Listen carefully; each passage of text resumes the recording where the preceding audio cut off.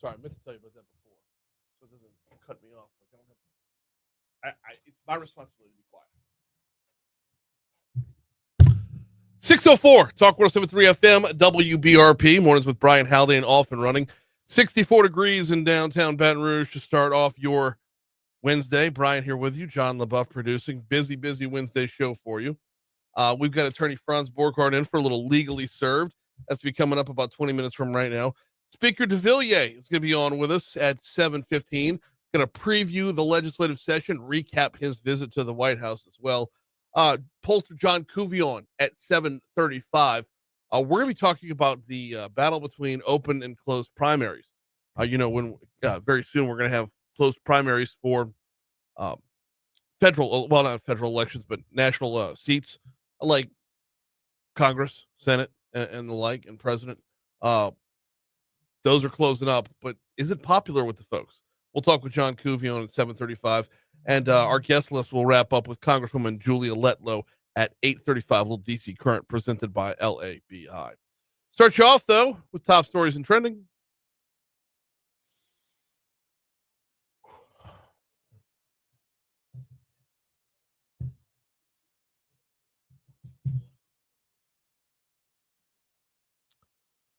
An appeals court has ruled that defense lawyers cannot use Madison Brooks's sexual history in their attempt to combat rape charges. Arrest documents say that Brooks, a 19-year-old student, left Reggie's bar with Kason Carver, Kaven Washington, and Desmond Carter and Everett Lee early in the morning hours of January 15th, 2023. She later died that morning. Washington, Carter, and Carver were arrested for rape. Carver's charged with rape, even though there's no evidence that he had sex with Brooks. And the ruling yesterday will be talked about when we do Legally Serve coming up in just a little bit. State Senator Patrick McMath from Covington has filed a bill for the upcoming legislative session that aims to take specific dyes and additives out of food served to students in Louisiana schools. This includes various food dyes, preservatives, other chemicals as well. It's SB 14 if you want to follow it this session. Number 3. Capital Area Transit System CEO Theo Richard says they're against the House bill that would repeal the Capital Area Transit Act, no kidding, which created the bus system back in 2005. The bill is by Representative Dixon McMakin. It states that all obligations, property records, and employees would be given to the city parish government. This will also put them under the city parish budget. Number 2. A man who was shot on Newcastle Avenue last Tuesday said he was defending his daughter from bullies. Corey Bro has been hospitalized since the attack. He says he wants the teenager who shot him to be caught before he can hurt another family. Number 1. Grabbing this one from the Advocate, Zachary Police Chief Daryl Lawrence took to social media yesterday to dispel rumors that his department has a quota system for traffic stops. He did, however, confirm that officers 2 years ago, multiple shifts of traffic officers competed in a traffic stop bingo game.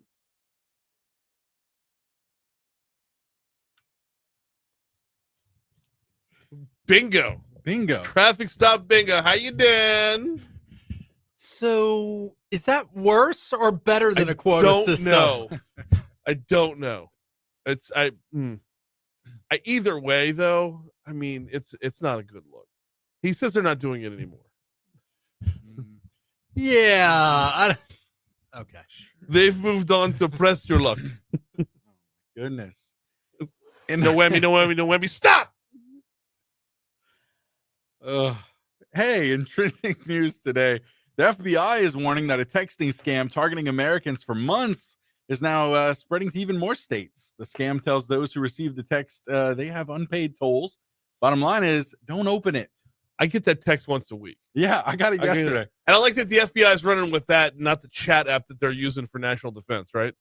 It's, you know. All right. Hey, 4 years after launching her namesake radio show and podcast on SiriusXM, Megyn Kelly is ready to move further into the world of premium spoken word audio with her own podcast in that network, MK Media. Net. Yeah, I don't know what happened to you there right there. I glitched. You did. I'm not even here. Okay, the Megyn Kelly Podcast Network. Yeah, I mean, yeah. She's done okay for herself. No, she has done okay for herself. But my point is, there's very, very few that can put together a network. Joe Rogan. This is a different Joe level. Rogan could. No, I don't think so. You don't think he could? I don't think so. I think Joe Rogan's podcast will always be fantastic. It will always be one of the top 3 listened to for sure. But are you going to listen to like Rogan's spinoffs?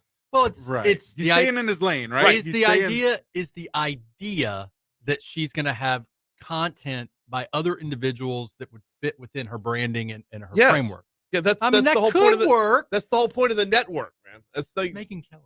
Like, I understand that. But like, and we're all going to listen to the Megyn Kelly podcast. That's fine. I know I am. That's all fine. But I'm saying, like, are we going to have the also rans that go with her? Who's in the network that makes up the network? I think that's the big thing. In other news, the White House said Tuesday that Russia and Ukraine agreed to a ceasefire in the Black Sea and a ban on striking each other's energy facilities. So there's that. Okay. No, supposedly this is the first step towards a bigger plan, the first step towards a bigger ceasefire. Of course. But does it just mean they moved to the sea on the other side? It's like, because you got, and I forget the name of that other sea. It starts with an A. Adriatic? No, dadgummit. The Black Sea's the bigger one, though. I guess that's the point here. You're not going to fight on the one side, but are they just going to go to the other side and move it around? Hopefully it's for bigger things to come, because I'm off it with this war. Yeah, I'm so done. Yeah. Haven't we had enough of this one?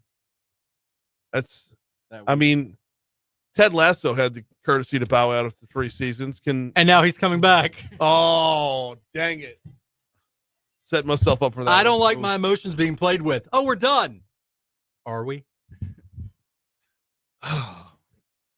We're at 611 at Talk 107.3 FM at WBRP. We're going to take a quick break. We'll have sports coming up in just a little bit. I do need to remind you about the folks over at Vex European. Man, I need to go see Vinny and his team. In fact, I'm kind of overdue for an oil change, and got a squeaky belt that needs addressing as well. And I know those don't sound like major things, and that's kind of the point. With Vex European, whether you're talking about your routine maintenance or major repairs, they've got you covered, because you're going to be paired with a tech that follows your vehicle. So you're paired with a tech that knows your vehicle and can service your vehicle. We're talking very specific here. Kind of like when you go to the doctor, they've got your chart that follows you. Same principle here. If you drive a European vehicle, check out vexeuropean.com. That's V as in Vinny. Hit the little drop-down tab where it says vehicles. See if your make is on there. And hit the little drop-down tab that says specials. See if you can save $100 on your first visit.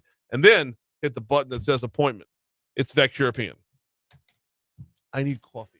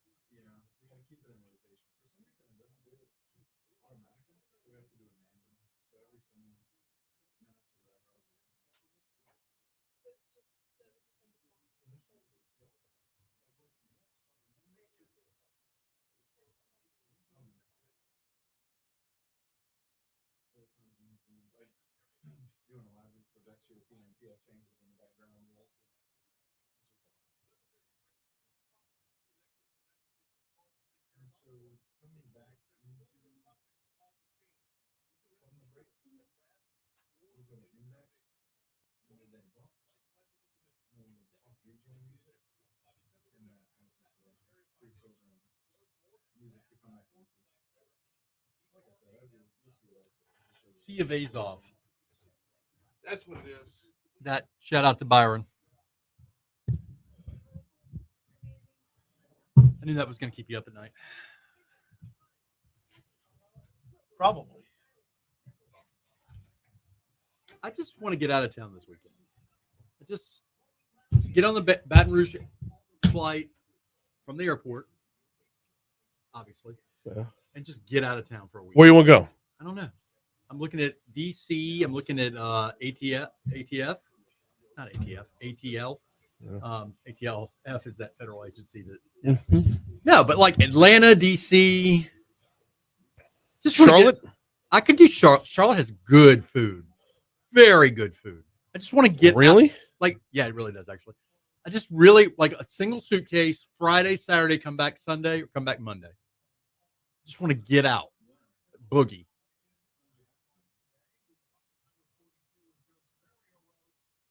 What? They're celebrating a new traffic light. You gotta go with what you got.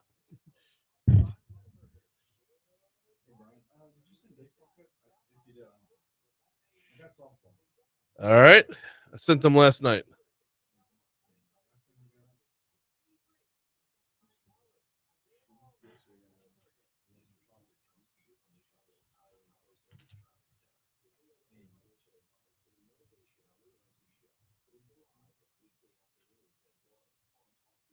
Now you have them. So you have the softball 4.2? Okay, but baseball 1.4 and 1.5, they're in your email right now. 6:15, Talk 107.3 FM, WBRP, mornings with Brian Haldane, rolling right along. We got a little baseball to talk about. We got a little softball to talk about because both of them were in the win column last night versus UL Lafayette. I'll tell you what, let's do this. Let's start off with softball real quick because you heard it right here on Talk 107.3 FM. Beth Torina took her Tigers on the road to Lafayette, Yvette Girard Field, and moved from 29-2 to 30-2 on the season. Now, this was not an easy battle for the softball Tigers as they were actually trailing for the first 4 innings until until they really, really turned on the offense with this home run. Still looking for a first hit. Rudy gets it. It's a line drive, Nope. Fair ball down the right field line, headed into the corner. That's not Edward. Yeah, that my apologies, y'all. That's I sent John the wrong highlight there. Nuts. Yeah, no. It should have been Hodge on that one. Don't sweat it. LSU does go on to win the ball game.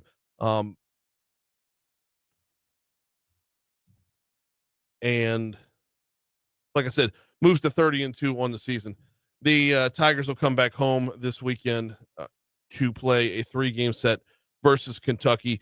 First game Friday. First pitch is slated for. It looks like they've moved up to 6 p.m. due to the forecast over the weekend. So LSU. No, wait. I'm sorry. Golly, I am way off this morning. What is wrong with my internet here? Okay, here we go. They will be hosting South Carolina this weekend. First pitch on Fridays at 6 p.m. Number 10 South Carolina will be at Tiger Park. Moving over to baseball. Wow, just flush that out of my system, please, because that was awful. Baseball improves to 23-3 on the season. They definitely righted the ship with their woes at the plate on Tuesday night, taking on UL Lafayette. They did run Rulem in 7, 17-4, your final score. It was a 9-run first inning by LSU, which started off with a Kate Aaron Beatty home run. Well, I shouldn't say start off, but really cranked up with this dinger. Kate Aaron Beatty, starting catcher tonight, swings at the first pitch in the air to left field. Connor Higgs going back to the track, to the wall, and this baby is gone. Kate Aaron Beatty with his 3rd home run of the year brings 2 more in. That'll make it 5-1 LSU here at the bottom of the first inning. Hey now. Well, I don't know what Jay Johnson was looking for in this game, but I know for sure that one of the things he was hoping would happen would be that young man finding the barrel a couple times, because Kate Aaron Beatty is going to be needed by this team to give Hernandez a rest here and there behind the dish. That ball was tattooed to left center field. And LSU would then reload the bases in time for Jared Jones to come up for his 2nd at-bat of the first inning. Bases loaded. 1-0. Jones launches to left center field. This one's high, this one's deep, and this baby is out of here. Jared Jones, the Bear, with a grand slam, and the Tigers keep touching home plate. That'll make it 9-1 LSU. Tigers would put up another run in the 4th, 5 more in the 5th, and then 2 more in the 6th, close it out in the 7th with a 17-4 final score. LSU baseball will host Mississippi State in the box this weekend. It's a rivalry that I don't know if everybody loves, but when you're talking baseball rivalries, LSU versus Mississippi State does have to be near the top of the charts. Meanwhile, though, I will say this. Relief pitching, still not finding the strike zone as much as they should. William Schmidt had some problems, so did Maverick Rizzi with getting the ball over the plate, so that still needs to be worked on. It's 6:20. Here's the Fox Business Report.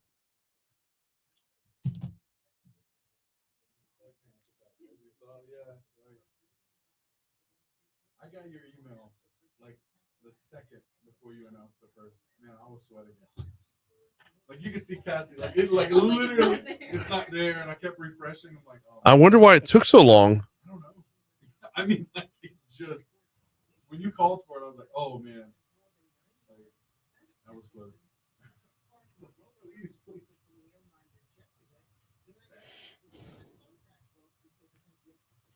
Yeah, first I saw my phone light up, and that's I was like, oh. My fault on the Hodge home run. It was supposed to be 4.6.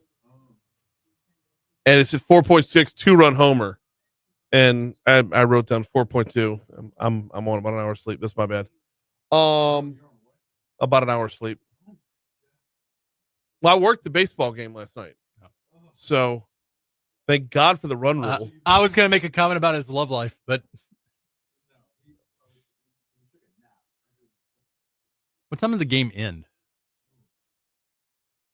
I got home for 11. The game ended about 10. So post game was over by 10:30.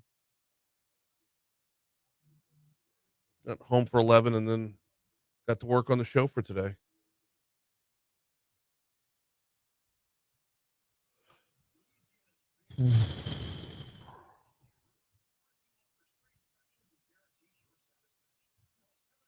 I'm more concerned with why you didn't get the LSU stuff last night. Why are you not on the baseball list? I'm looking at the list. You're not on it. That's so weird.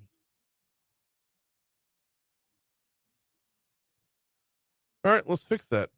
LSU baseball contacts.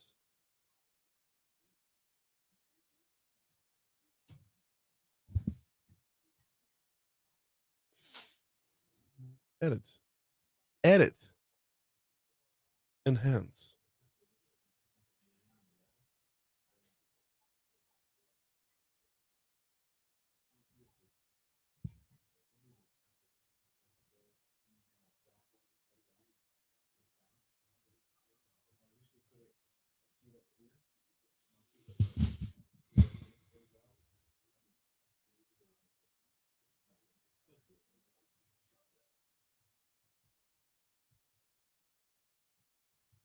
All right, let's go ahead and head on back to the Shaw Bills Tire Traffic Center. See what we've got going on to start off your morning. Interstate systems, well, not nearly as bad as they were yesterday, as we had that accident on 12 westbound yesterday. So you're back to your normal delays, or I should say normal volume, not even delays really, on 12 west back by Denham Springs. It's actually heavier in between Jubin and Range than it is after Range, which is unusual, but then nonetheless, that's where the volume is right now. It picks back up. You'll find some intermittent brake tapping in between the Amite River and the 10-12 merge. Over on 10 westbound coming in from Prairieville, we're looking good there. I-10 eastbound coming in from West Baton Rouge looks good as well. Both bridges are looking good, as is the I-110 in both directions. Meanwhile, on your surface streets, we do have a hit and run, a brand new hit and run to look out for. Burbank and Gardier. Sheriff's Office is working that one. And, man, I'm sure this is gone by now, but it's still on the board. BRPD noted, and this was in the wee hours, like just before 1 a.m., an accident with injuries, airline at Old Hammond. Like I said, it's 6 hours later, so it's got to be gone, but it's still on the board, so I convey it here. That's your look at traffic from the Shaw Bills Tire Traffic Center.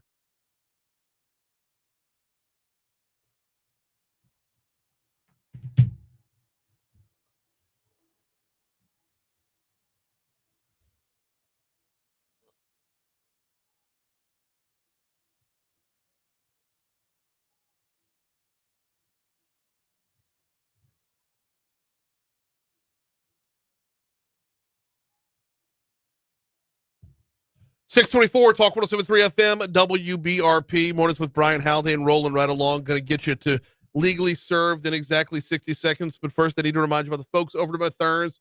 If you're in the Highland Kenilworth area, listen up. It's time to download that Mathern's Rewards app because Mathern's is back. Back to the OG Baton Rouge location. Remember Kenilworth Supermarket? Turned into, was it Robert's or Richard's? Robert's, I think is what it was. Well, it's back now. Mathern's Market at Kenilworth is back. So download the Mathern's Rewards app. Take advantage of the deals of the week. You get the coupons right there in your phone. You get the deals of the week added in. You get the weekly insert that they put in the newspaper. You get the copy of that so you know what deals you're looking for when you walk in the store. And you earn cash towards more groceries every time you shop. The app is good for all the locations. Downtown on 3rd Street, in the Nicholson Gateway Shopping Center, or the new old location at Kenilworth. It's Mathern's. What's that? Oh, yeah. You could be done with him if you don't want to entertain him anymore. Yeah. Yeah. He's like, are y'all really ripping on Megan Kelly in her podcast? That's why I was championing it. No. You get to,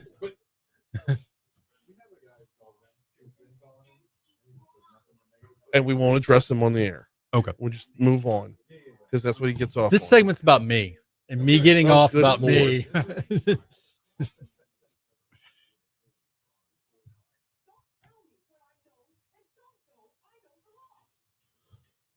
Good morning, Franz. Blessings unto this house. How You are know, you, sir? This is like one of the things I look forward to every single week. Not court TV, not being a successful criminal defense attorney. This segment. Not Court TV? Not court TV. You bailing on early this morning? I have to bail early this morning. All right. They just give me something you can't give me. What's that? Video? I don't know. We're live on No. Facebook. It's just like national, local, whatever. Yeah, you know. So we had a lot of stuff happen yesterday. Yeah. Sometimes I'm gonna let the viewers behind the veil here, behind the curtain. Mhm. Sometimes we go back and forth to try to decide what we're gonna talk about. Yeah. The heavens just opened up yesterday. And like the two topics, even the one you sent me later in the evening, I had actually sent you earlier in the day. You just didn't realize it. So, yeah, after I sent you the text, I was Yeah. like, what is this right above it? That's the So- appellate decisions. Okay. Two big things going on. One is Boosie trying to capitalize off of the death of a Southern University student. And number two,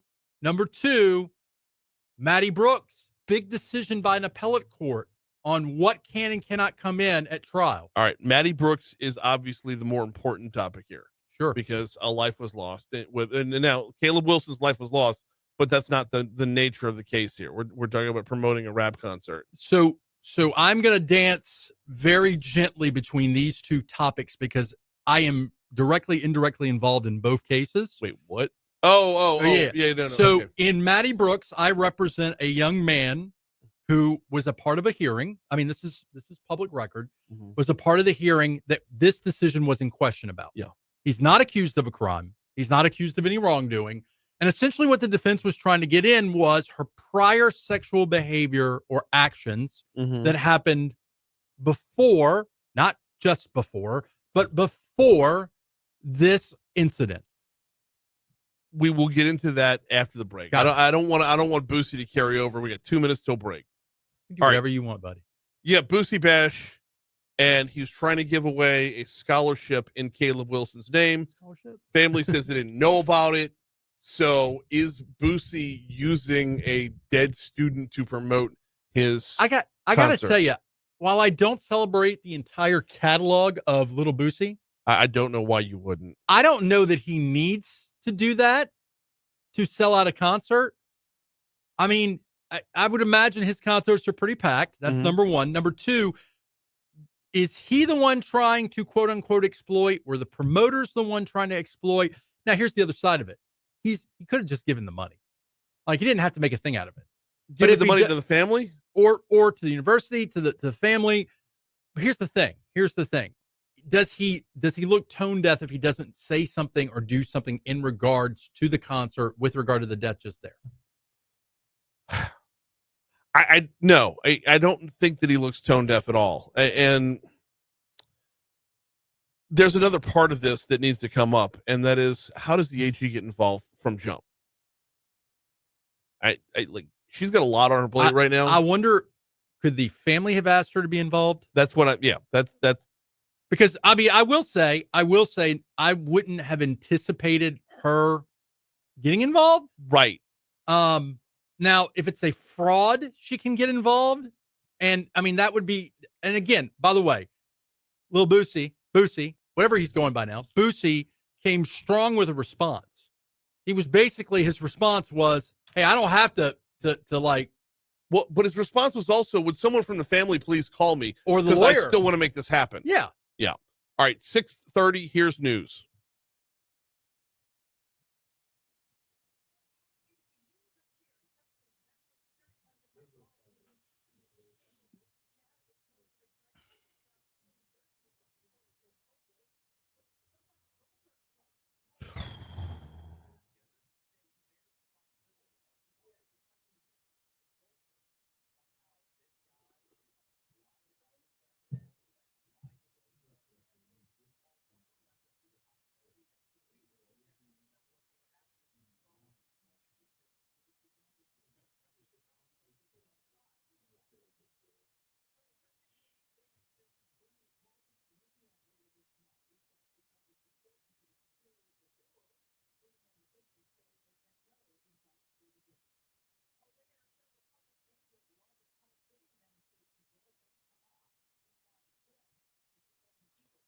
You didn't make it out to the Boosie Bash this year? You didn't want to go see Glorilla, Sexy Red, Da Baby? Was Billy Joel there? You didn't want to see Snug? Was Billy Joel there? Did you want to see BG? Big Boogie? Or maybe you wanted Sunday's Rundown with performances by FPJ? So Westlove? So I genuinely Pokey. think this guy can sell out a concert without having to promote. Sells it out every year. Yeah. But I also get the position of, you're doing what? You didn't talk to us first?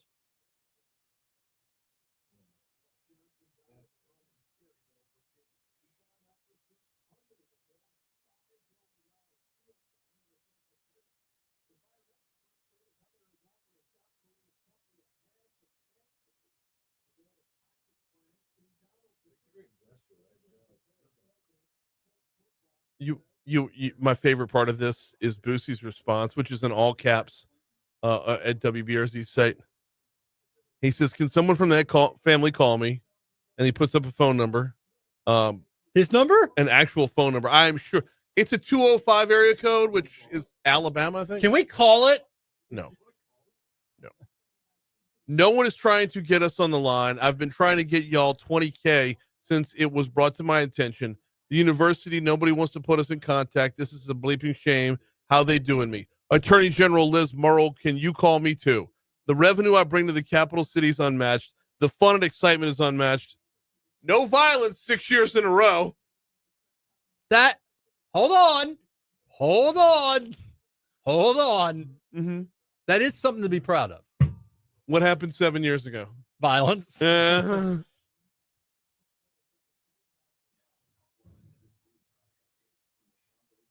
Not even a fight in a city that murders every weekend.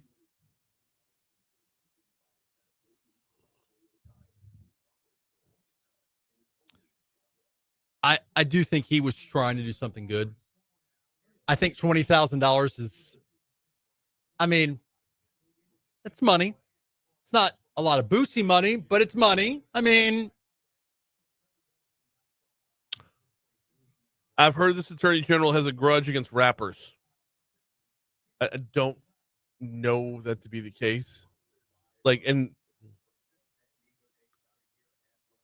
do you remember any big cases of Liz Murrow taking on rappers? I don't think she has. Me neither. I don't know that Jeff Landry really took on rappers. Hiller Moore prosecuted some rappers and was in fact subject to some of the rap songs because because of the video with all the fully automatic firearms called Thuggin' It and Lovin' It. You can still watch that. You what? I doubt it. Remember those days? Remember those days? Thugging it and loving it days. I do. Boosie says, I'm not just a rapper. I'm a rapper. I'm a daddy. I'm a filmmaker, entrepreneur, and philanthropist. This the reason I left this damn state. Y'all won't let me be great. SMH, it's all good. I will forever be Mr. Louisiana. Won't let me be great. Mm-mm.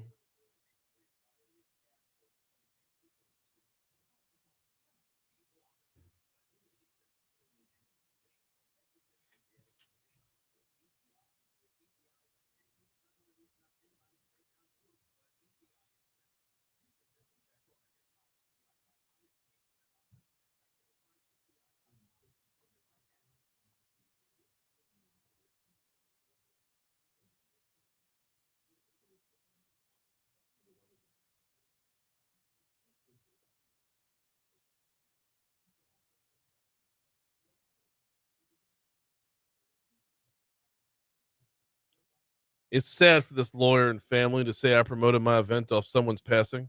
My event was promoted on Eventbrite since November 14th. Because I'm sure the stretch on Eventbrite has the same reach as WBRZ. I might argue that Eventbrite has some. You think? Okay. This incident happened a week before my event was to take place. How the F can I capitalize off someone's death for a concert? That ain't me. The death of a student won't help a concert. It would hurt a concert. He makes some good points in there. I was asked to help the situation, and that's what I was doing once I made it home. But for y'all to say that y'all are taking legal action against someone who was trying to help, y'all is a slap in my face and completely wrong.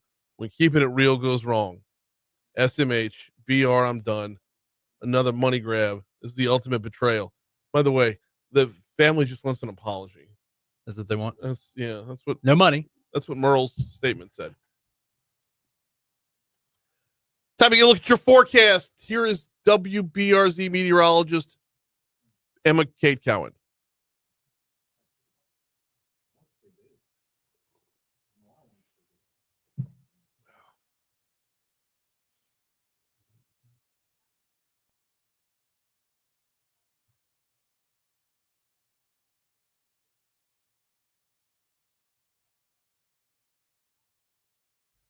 Sonny writes, Boosie is huge, and long-term maybe not. But right now, Gorilla and Sexy Red are big too. Glorilla. Oh, my bad. Glorilla. Sorry.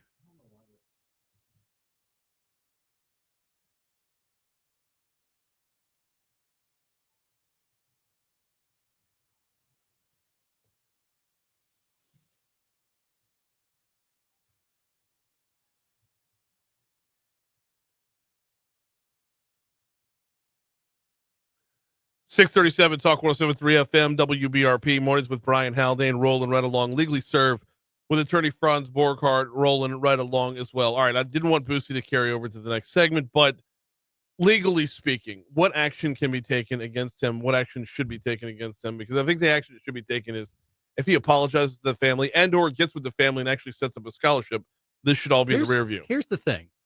I think anybody has the ability legally to say, I'm raising money for this cause and I'm giving the money to this cause, a scholarship in this person's name. And I don't, as tasteless as it is to do it without the family's permission, I don't know that it's legally actionable unless he's leading everybody to believe that he's doing it in conjunction. If he's defrauding people, that's one thing. But if I just decide tomorrow, hey, I want to fight breast cancer, so I'm going to raise a whole bunch of money to fight breast cancer, like there's no legal action there just because I haven't gotten with, Our Lady of the Lake or with Mary Bird Perkins. So if he steps up and says, I'm forming a scholarship on behalf of Caleb Wilson. Sure. Okay. Now, that's a scholarship in honor of him that's going to go towards Southern University. Next question becomes whose coin? Is he raising money? Because now, if it's his money he's putting up, nobody's got a problem, right? I mean, he can do whatever he wants with his money. But if he's collecting money on Caleb Wilson's behalf. If he sets up a GoFundMe that collects money on behalf of Caleb, and then were to not have talked to the family, but was 100% going to give the money to Southern University's Office of Scholarships and Financing, or whatever the office is called, to give out scholarships, where's the fraud? Where's the crime? If the money gets where it goes. If the money gets where it goes. If, however, he says, I am working with the family, which clearly he said that he's not. Right. Been trying to get in touch with them, threw his number out there. That's a fraud. If it's fraud, that's different. I think this is more of a situation where I never thought I would say this. Sometimes lawyers don't have to be involved. Sometimes maybe just, hey, would you stop doing what you're doing? Like, I find this profoundly disrespectful to our family, and we don't want to be attached to you, and it's no disrespect to you. Can you just stop? And for him to explode. Yeah. Yeah. All right, let's get back over to the Madison Brooks case. Your immediate takeaways from learning that the appeals court rules that defense lawyers cannot use. Let's pause for 1 second here, because it is morning drive time. There's kids popping in and out. You might be just now getting in the car, heading towards school, or we're well aware that there's children around. So going to have some sensitive material over the next 9 minutes. So just be forewarned. An appeals court has ruled that defense lawyers cannot use Madison Brooks's sexual history in their attempt to combat rape charges. Your immediate takeaway is what? So we have these laws called rape shield laws, and you cannot. Rape shield started. I'm over for sexual assault advocates over there. I'm condensing a lot of information into a small conversation, so I apologize in advance. Rape shield laws originally started with, hey, what were you wearing when you got raped? Okay. Like, you can put credibility on trial, but past sexual activity, like those kind of things, not relevant. They don't come in. Okay. So my immediate take is right decision. My second immediate take is that this issue is not over. I'm quite sure the defense team on each of those defendants is going to take a higher up writ to the Supreme Court. They have to, right? They have to do that. And nobody should be shocked about that. Right. That she may or may not have had sex on a day before or a situationally time before. Why is that relevant? Why does that come in? Why is it anything more than just making her look like something that has nothing to do with the facts of the case? Mm-hmm. That said, I understand as a defense attorney what the defense team is doing. And I think they need to do this so that if a court doesn't let it in, then they know that they can't get it in because the court made that decision. I think there's also an allegation that the anatomy of her, based on the autopsy, there were some injuries sustained that were not, they're claiming was not caused by the rape incident or sexual exchange incident, depending on how you look at things, but instead from the prior sexual encounter, as they are alleging that was quote unquote rough sex. Which is, I don't know that that's an established fact, by the way. Okay. Sticking with that, is there a way to prove one way or the other? I think it will be difficult to prove, like the proving that she had sex on another day won't be difficult to prove for the defense. Whether or not the cause of the injuries, it depends on the nature of the injuries, the nature of whatever's going on. Like a bruise on your body that a medical examiner can look at and say, hey, this is like a bruise that's like weeks old. Well, that's different than something that may be more, I'm going to use the word cautiously, fresh.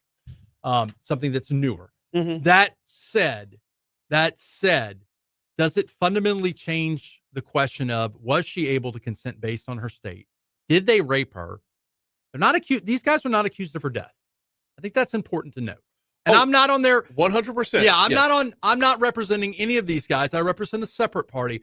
They're not accused of her death. They're accused of blatantly rape. Right. But I'm sorry. I'm going to get sidetracked here, and I'm going to make an absolutely disgusting comparison. But if you're in a car accident and you have a pre-existing condition, like a bum knee or something, we've got the Housley principle. that says that you can claim any injury you have is related to that car accident you got into, and every injury you had before then is counted as being treated off of this one car accident? How is it that we could have that in a sense because of a car accident, but when you transfer it over to rape, it's not Because the same set we of have guidelines? specific laws that shield this information from coming in. That is the issue. I'm saying, why would we even look at it? Well, I think the defense is making a straight-faced argument of, so look, the defense has already won. What are we talking about this morning? What's in the media? Oh, this is already out there. Yeah. This has made the news. Maddie Brooks, now in the appellate decisions, they don't use her name, but every news outlet has reported this. Right. So if you're a potential juror, now what are you thinking? Was this young lady a slut? I'm not, by the way. No. Very clear. Let's be very clear. That's right. I'm not calling her a slut. I'm saying that is the whole purpose of the rape shield law, which is to say you cannot put her proclivities on trial unless they are highly relevant, which, by the way, the appellate court says, well, we don't know that it's relevant yet, right? And there's a balancing test. Is it more probative or more prejudicial? Yes, because her sexual history is even called into question, everyone who reads the story or sees the story on the news is going to make the same assumption. Why would they call it into question unless it was promiscuous? Why would they call it into question unless there was an extensive history there? The argument becomes the argument for the defense becomes this is not rape shield because there are physical injuries that would tend to believe that she was not forced to have sex with their clients. Now look, and keep in mind, one of the defendants in the car didn't have sex with her, right. allegedly. Yeah. And I don't think that's a fact in dispute. So, if you're that guy, like, you're like, whoa, why am I even here? The writ, it cites State versus Hayden. This is the one you sent me? Yeah. What is that about? It's all about rape shield laws, and it's all about the relevance, whether or not it's relevant, whether or not, the issue is how do you prove a rape? You prove a rape by either physical evidence that demonstrates one way or the other, sex or physical violence. Mm-hmm. Now look, just because, and look, I know we're in drive time and I know I'm running out of time. Just because there's bruisings or markings or whatever doesn't mean you rape somebody. That's I'm dancing around this topic. People can have consensual sex and get bruised. There, I said it. I'm not blushing. Point is, I think this issue is going to ultimately be decided by a higher court, and I think at trial this may change one way or another depending on what comes out, what doesn't come out. Okay, follow-up question, and I know we've only got 2 minutes to go, and you got to get out of here. And the follow-up question is her state of inebriation. Wouldn't that throw everything about her past out of the window, whether or not she can or cannot make the good decision? I think that's a strong argument by the state. Okay. Yeah, like, I don't care if she had sex on Tuesday. If she was too drunk to consent on Wednesday and Thursday, like, it's rape. Right. May not be rape to the guy who didn't have sex with her.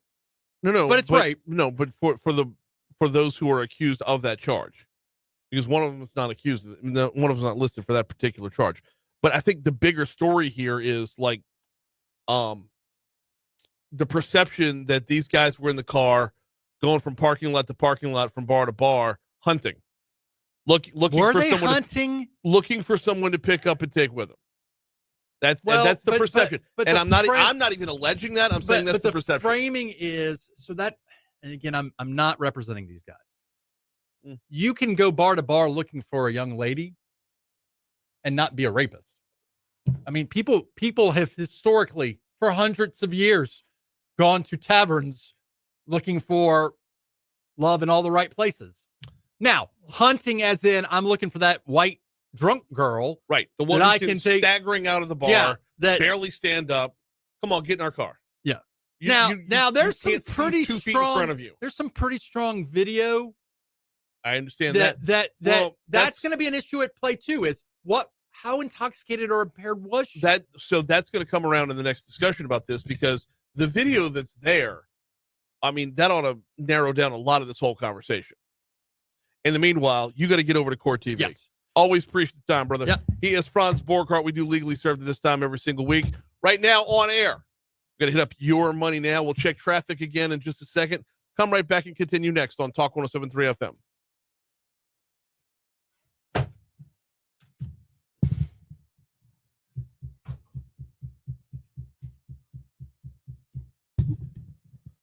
By the way, good morning, Christy.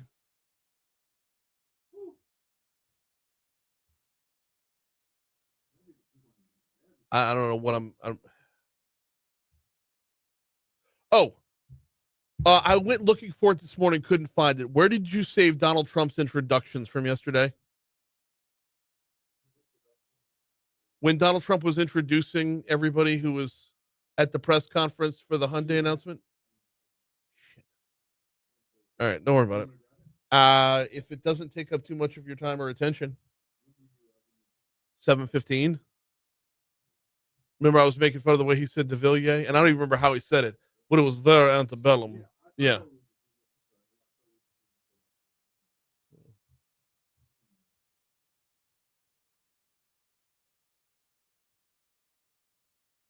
How cool was Friday? What was Friday?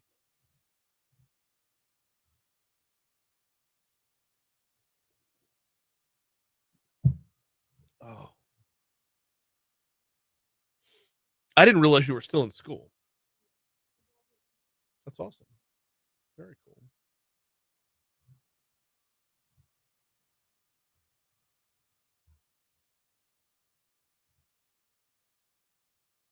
Are you staying in town?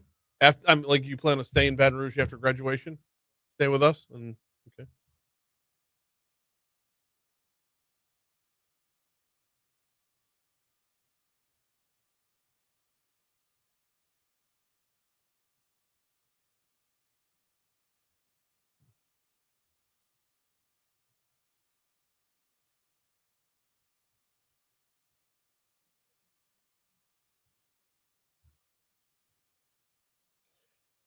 P.F. Chang's.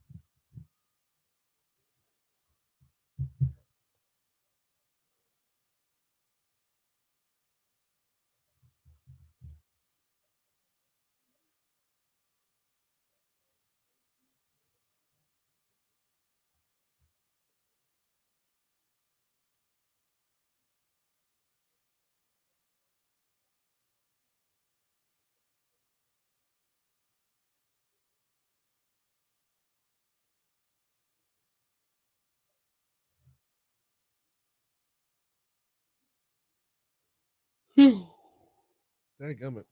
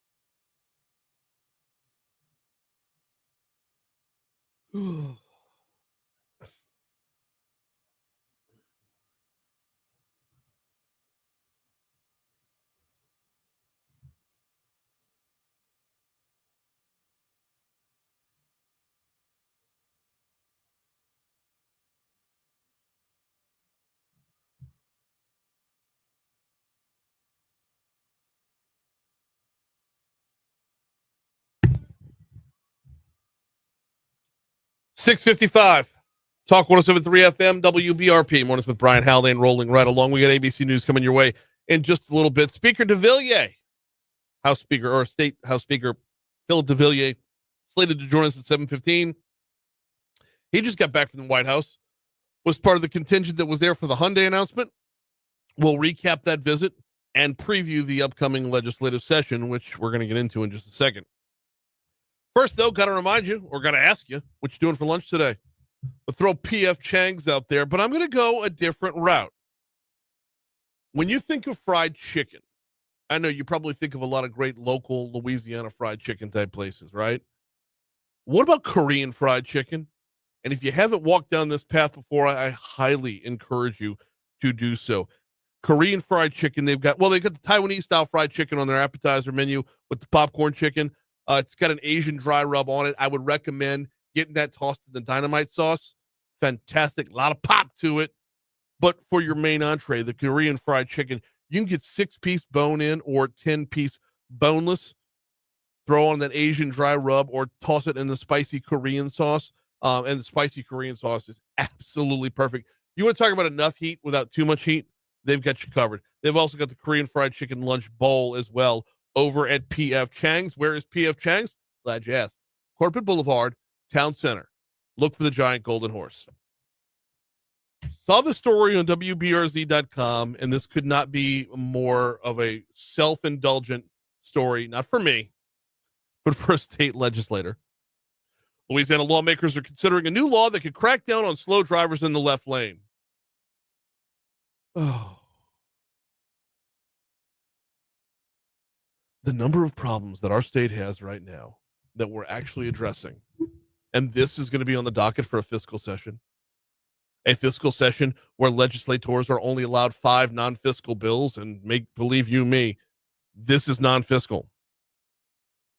Louisiana lawmakers are considering a new law that could crack down on slow drivers in the left lane, although there's already a law in place.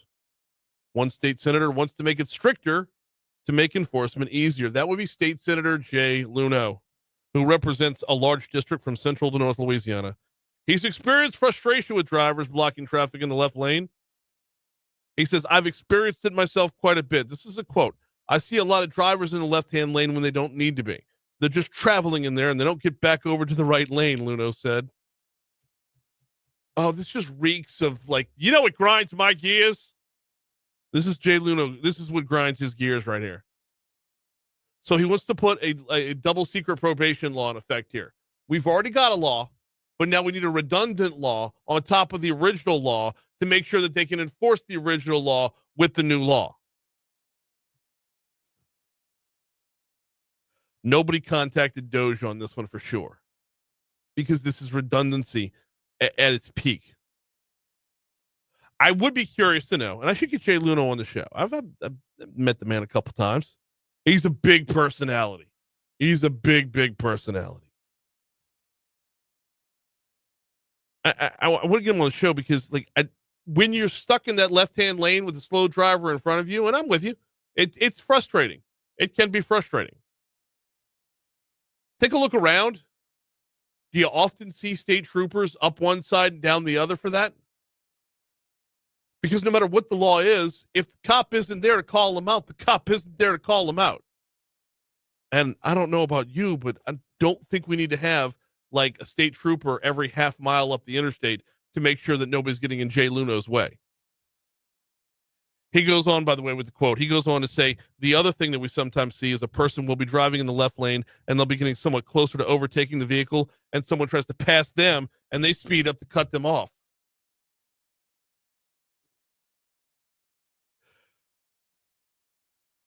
My full-on take on this is a conversation better had in a barbershop or on somebody's front porch in a rocking chair over some sweet tea.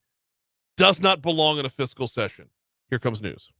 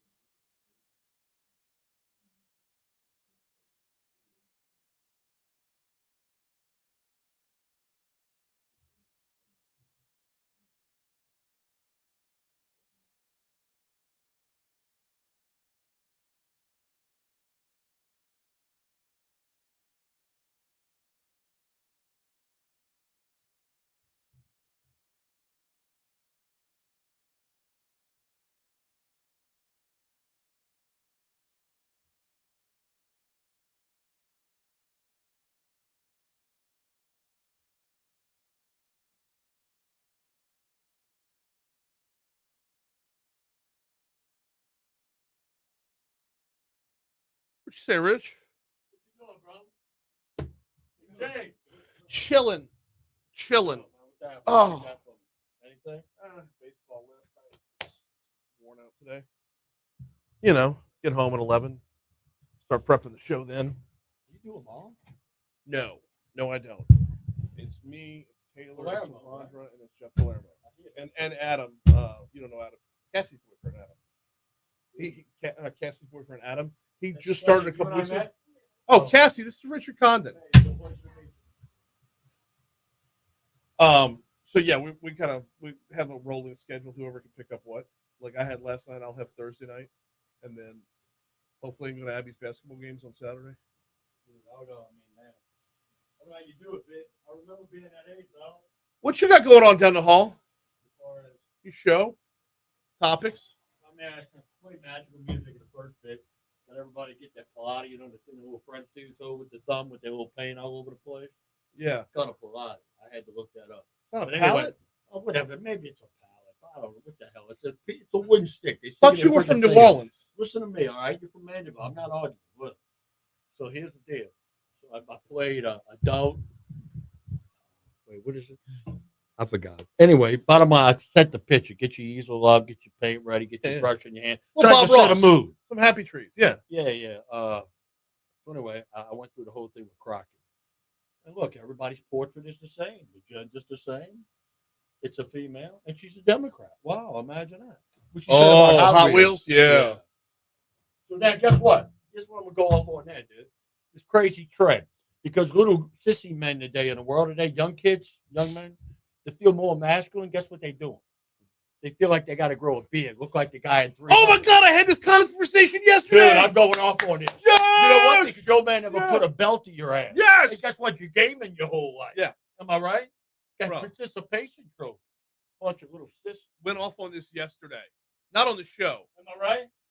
Oh, with the beard. No more field day at school. No, look, You know what? His mom would put him in the car and took his Game Boy away. Hey, Rich. Are you friends with Trey Vargas? I know him through Scott. So Okay. I'm not really friends. I just know of him. Wow. You friends with him on Facebook? I'm not on Facebook. Oh, okay. He posted up on Facebook yesterday. We're 90 days into the Sid Edwards administration. Has anything changed? Oh, no.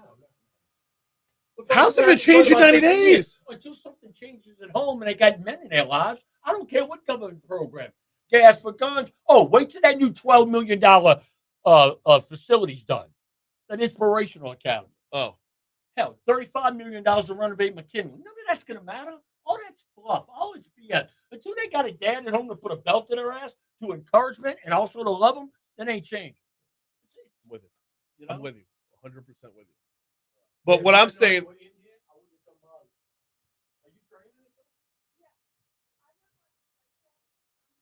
oh, God bless you.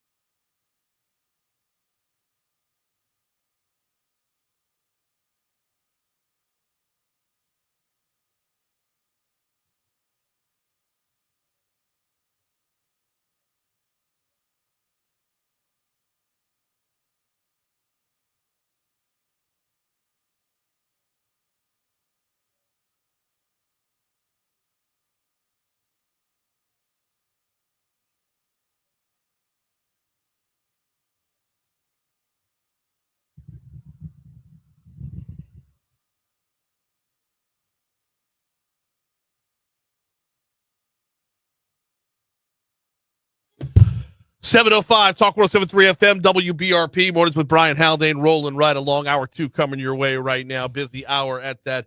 Brian here with you. John LaBeouf producing, starting off your second hour. Actually, a little bit cooler than we started off the first hour. We dipped down from 66 down to 63 degrees for hour number 2. Now, we've got Speaker Devillier coming up in our next segment. We've got John Couvillon coming up at 7:35. What are we talking with Couvillon about? Well, okay, John Couvillon, pollster, numbers nerd. He's our favorite nerd. We love him. Open primaries versus closed primaries. There's some numbers out there that say maybe moving towards closed primary is not what the people want, but it's what the politicos want. We're going to have that discussion coming up 7:35. Right now, top stories in trending. Let's go.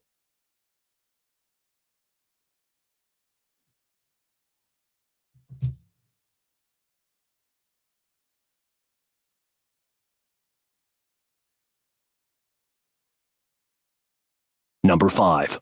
Number 5 takes us back to the story we were talking about in Legally Served with attorney Franz Borghardt, and that is that an appeals court has ruled that defense lawyers cannot use Madison Brooks' sexual history in their attempt to combat rape charges. We're talking about Kason Carver, Kayvon Washington, Desmond Carter, and Everett Lee. They've been charged. Well, 3 of them have been charged with rape connected to Madison Brooks and her. Well, they're not charged with her death, but she died in the morning hours of January 15th, 2023. Number 4. State Senator Patrick McMath from Covington has filed a bill for the upcoming session that aims to take specific dyes and additives out of food served to students in Louisiana schools. This includes various food dyes, preservatives, and other chemicals. It is SB 14 if you want to follow it this session. Number 3. Capital Area Transit System CEO Theo Richard says they're against the House bill that will repeal the Capital Area Transit Act, which created the bus system back in 2005. The bill is by Representative Dixon McMakin. It states that all obligations, property records, and employees would be given to the city parish government. This will also put them under the city parish budget. Dixon's bill basically says let the city parish run the city's bus system. Imagine that. Number 2. A man who was shot on Newcastle Avenue last Tuesday says he was defending his daughter from bullies. Corey Bro has been hospitalized since the attack. He says he wants the teenager who shot him to be caught before he can hurt another family. Number 1. Grabbing this one from the Advocate.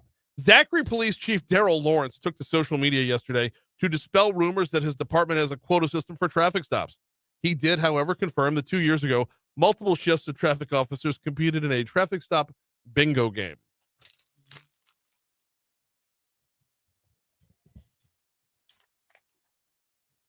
I mean, look at Zachary PD going all super troopers. Right. I mean, like, what's next? They're going to pull somebody over and see how many times they get to say meow? In other news, what's trending now? You know what's trending? Scams. Scams are trending. The FBI is warning that a texting scam targeting Americans for months is now spreading to even more states. The scam tells those who receive the text they have unpaid tolls. Bottom line, don't open it. What about those that receive the text that says we're about to bomb Yemen? Does that fit in anywhere in this texting scam? Don't open it. Random journalists might end up in a text thread or a conversation thread on an app. Right. That's. Oh my goodness. So have you been a victim of this scam, Brian? Saying you got some unpaid tolls? Yes, I get it once a week. I get it once a week. Apparently, they think I'm in Golden Meadow a lot more than I am, and I'm there never. So it's been a while since I've been to Grand Isle, but no unpaid tolls here. In other news, 4 years after launching her namesake radio show and podcast on SiriusXM, Megyn Kelly is ready to move further into the world of premium spoken word audio with her own podcast network. Get this, MK Media. So it goes from MK Media, right? Not to be confused with MK Ultra. Ooh, yikes. So here's the thing. Here's the thing. Does the popularity of Megyn Kelly transfer over to those who are not Megyn Kelly? Like when you have Megyn Kelly, the superstar that she is, she does a great job. Right. She does a great job. But does that translate over to others? Can you have a Megyn Kelly spinoff, if you will? I guess her and her people would say so, right? Okay, here's a great example. I don't know how here's a great example, okay? Yeah. We have the Ramsey Show from 1 to 4 right here on Talk 107.3 FM. Dave Ramsey, unbelievably, historically great personality. Absolutely. He will go down in the Annals of Radio Hall of Fame as one of the best to ever do it, okay? He has taken the world by storm. He has a mission in life. and a ministry in life for that matter too. Yep. Now, Dave Ramsey translating over to John Deloney or Rachel Cruz or anybody on that whole Ramsey crew, right? Yep.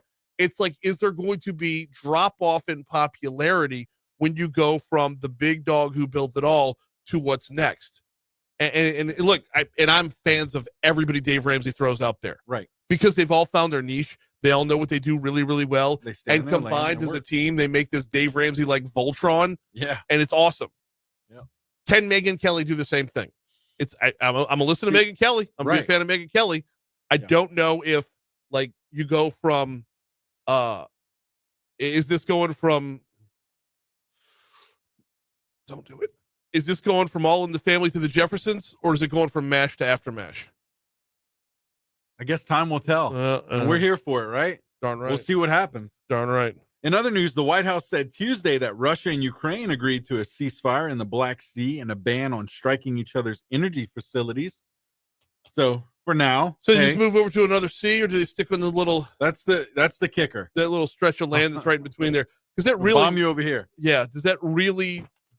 The Black Sea is a big part of this. I mean, the Black Sea is huge, Right. But you've got other water on the other side. And dadgummit, Franz looked it up last hour when I couldn't remember the name of it. Oh, he did? Yeah, he did. He told it to me, and I've already forgotten it. It starts with an A. It ends with a V. No, I'm not going to. And I think Byron posted it up in the chat over on Facebook. Oh, he did? Yeah, maybe Franz didn't look it up and Byron did. Oh, it might maybe have I'm been giving Byron. Franz too much credit. Oh. Probably shouldn't do that. But my point is, this is likely a good start. If you say we're gonna play nice over here, it's the first step towards playing nice somewhere else. One would hope. Yeah. That is our hopes. 712 at Talk 107.3 FM WBRP. We've got a busy morning, so I want to stay on time. We're going to break here, but before we break, I do need to remind you about the folks over at Cajun Soft Wash. Check them out online at CajunSoftWash.com. CajunSoftWash.com. Who needs Cajun Soft Wash? Anybody with a house or office. Is that you? Do you live in a house? Does that house have walls and or a roof? Really painting with a wide brush here, huh? CajunSoftWash.com is here for you.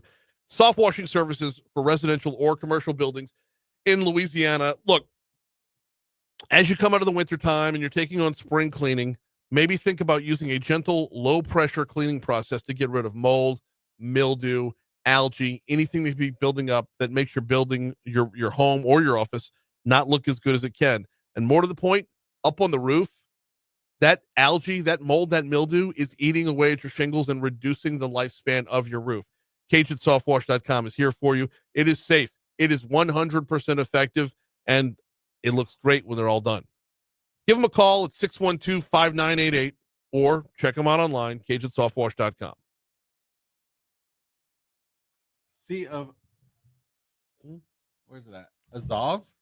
Azov? Azov, yeah. Azov. Sea of Azov. That's what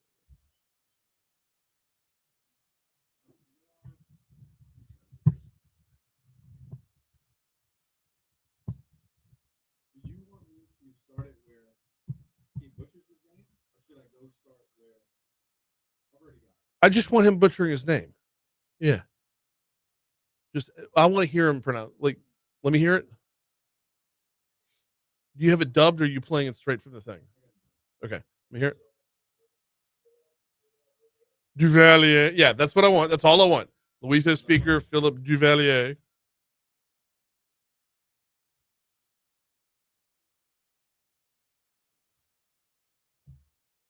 Yes, because the question for Speaker Devillier is, how does it feel when the president turns you into a character from an Anne Rice novel?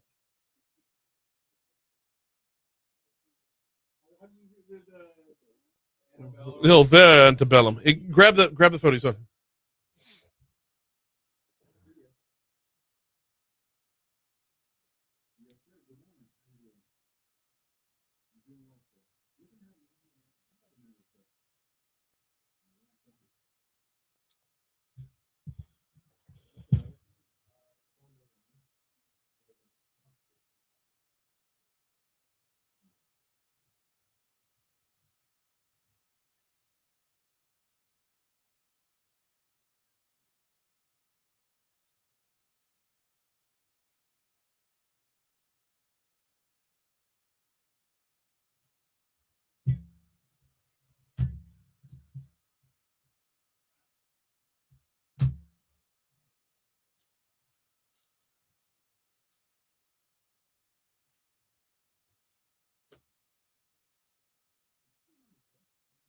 I don't think so.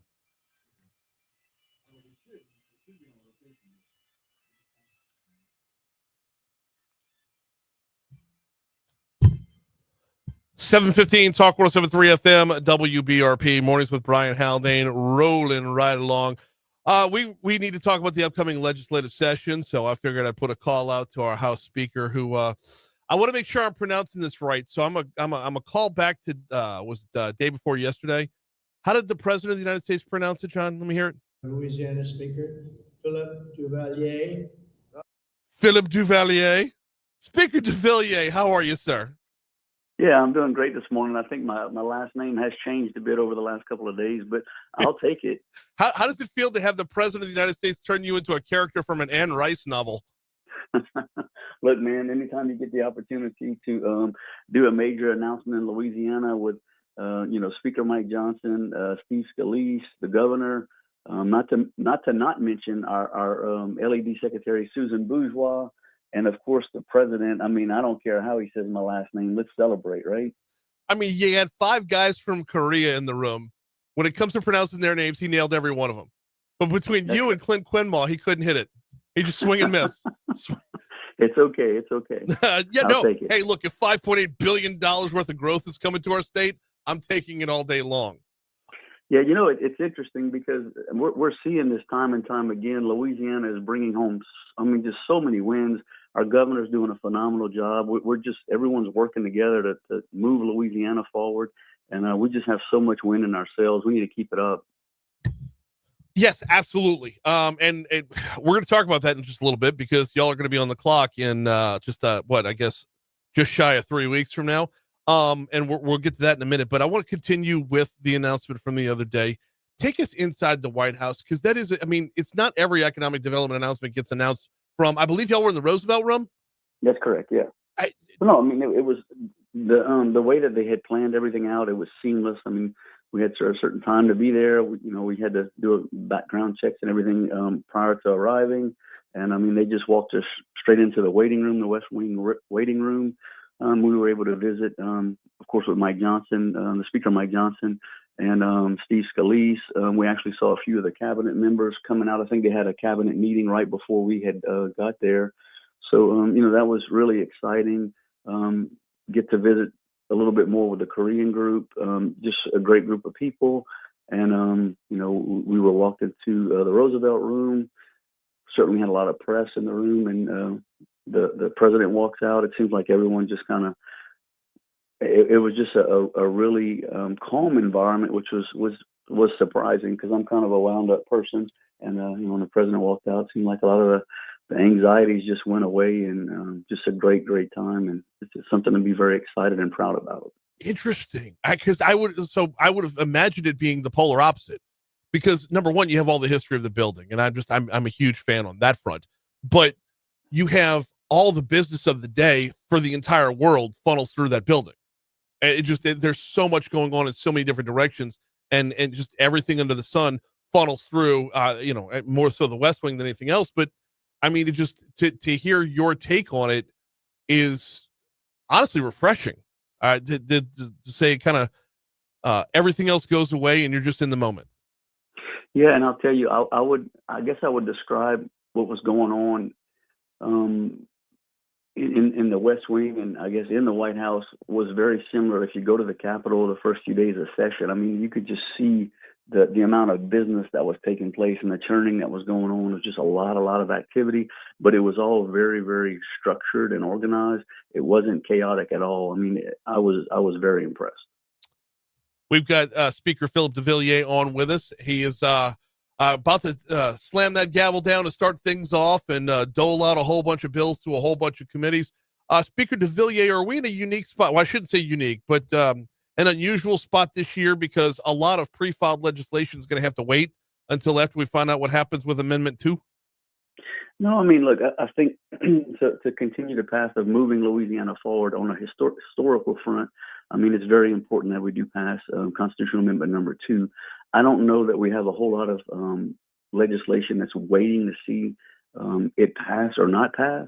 Certainly, we would love to see it pass, and we feel like we have good momentum right now to do so. We don't want anyone to get relaxed, though. We want everyone to get out the vote, and certainly want to work with us to move our state forward. But legislation is being filed, and normal legislation. We're certainly focused on the April 14th session coming up. We do have some priorities in front of us that we want to, certainly see pass and be successful to continue what we're trying to do and moving Louisiana forward. But, we did a lot of the tax reform work in the special session that we had in November. So that takes a lot of that, the fiscal side of things out of the way, so to speak. But we're really, really hopeful that we can get Constitutional Amendment number 2 passed for the entire state of Louisiana. I want to keep it with Constitutional Amendment number 2, if we could, for just a second, because sure. There seems to be, I don't know how large the contingent is that's opposed to it, but they are certainly vocal. And there is a worry that religious buildings could fall under a property tax with the passage of Amendment 2. Julie Emerson doesn't read it that way. The governor doesn't read it that way. How do you read it?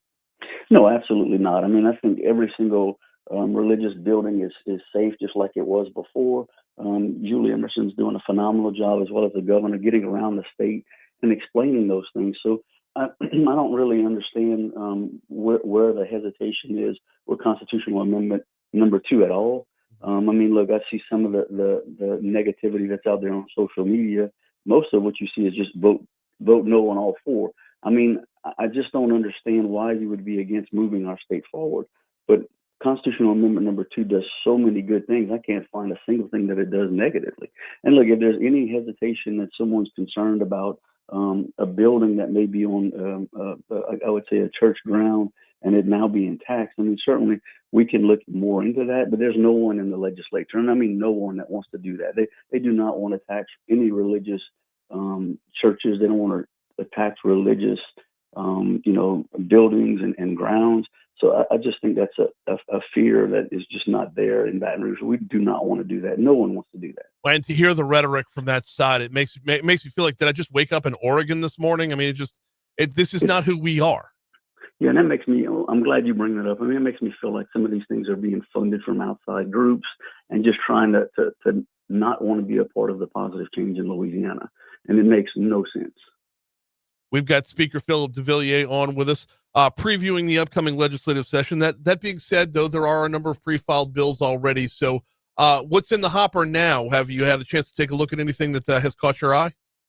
Yeah, I mean, look, I'll tell you, I've been around the whole state over the last several months, just listening to my members, talking to their constituents, and consistently what we hear is insurance. People are very concerned with the cost of insurance, and we've worked hand in hand with the governor, with the Senate, with our House members to try to come up with a good package of bills to address the problems we have with insurance. But it's not a one bill that fixes it all.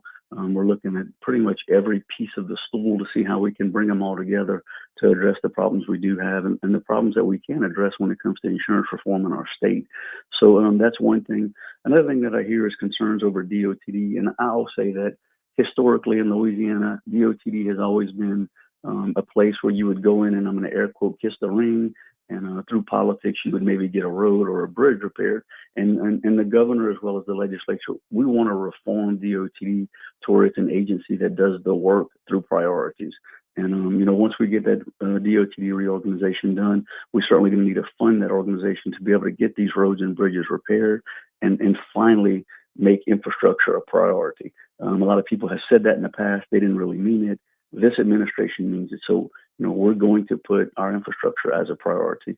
I would expect to see some things on civil service, oil and gas reform. Look, a lot of Louisiana was built on the backs of oil and gas. We want to see that come back and truthfully define what energy is in our country is oil and gas. So, I would expect to see some things on that front as well. We're really excited to see the momentum we have in our education department.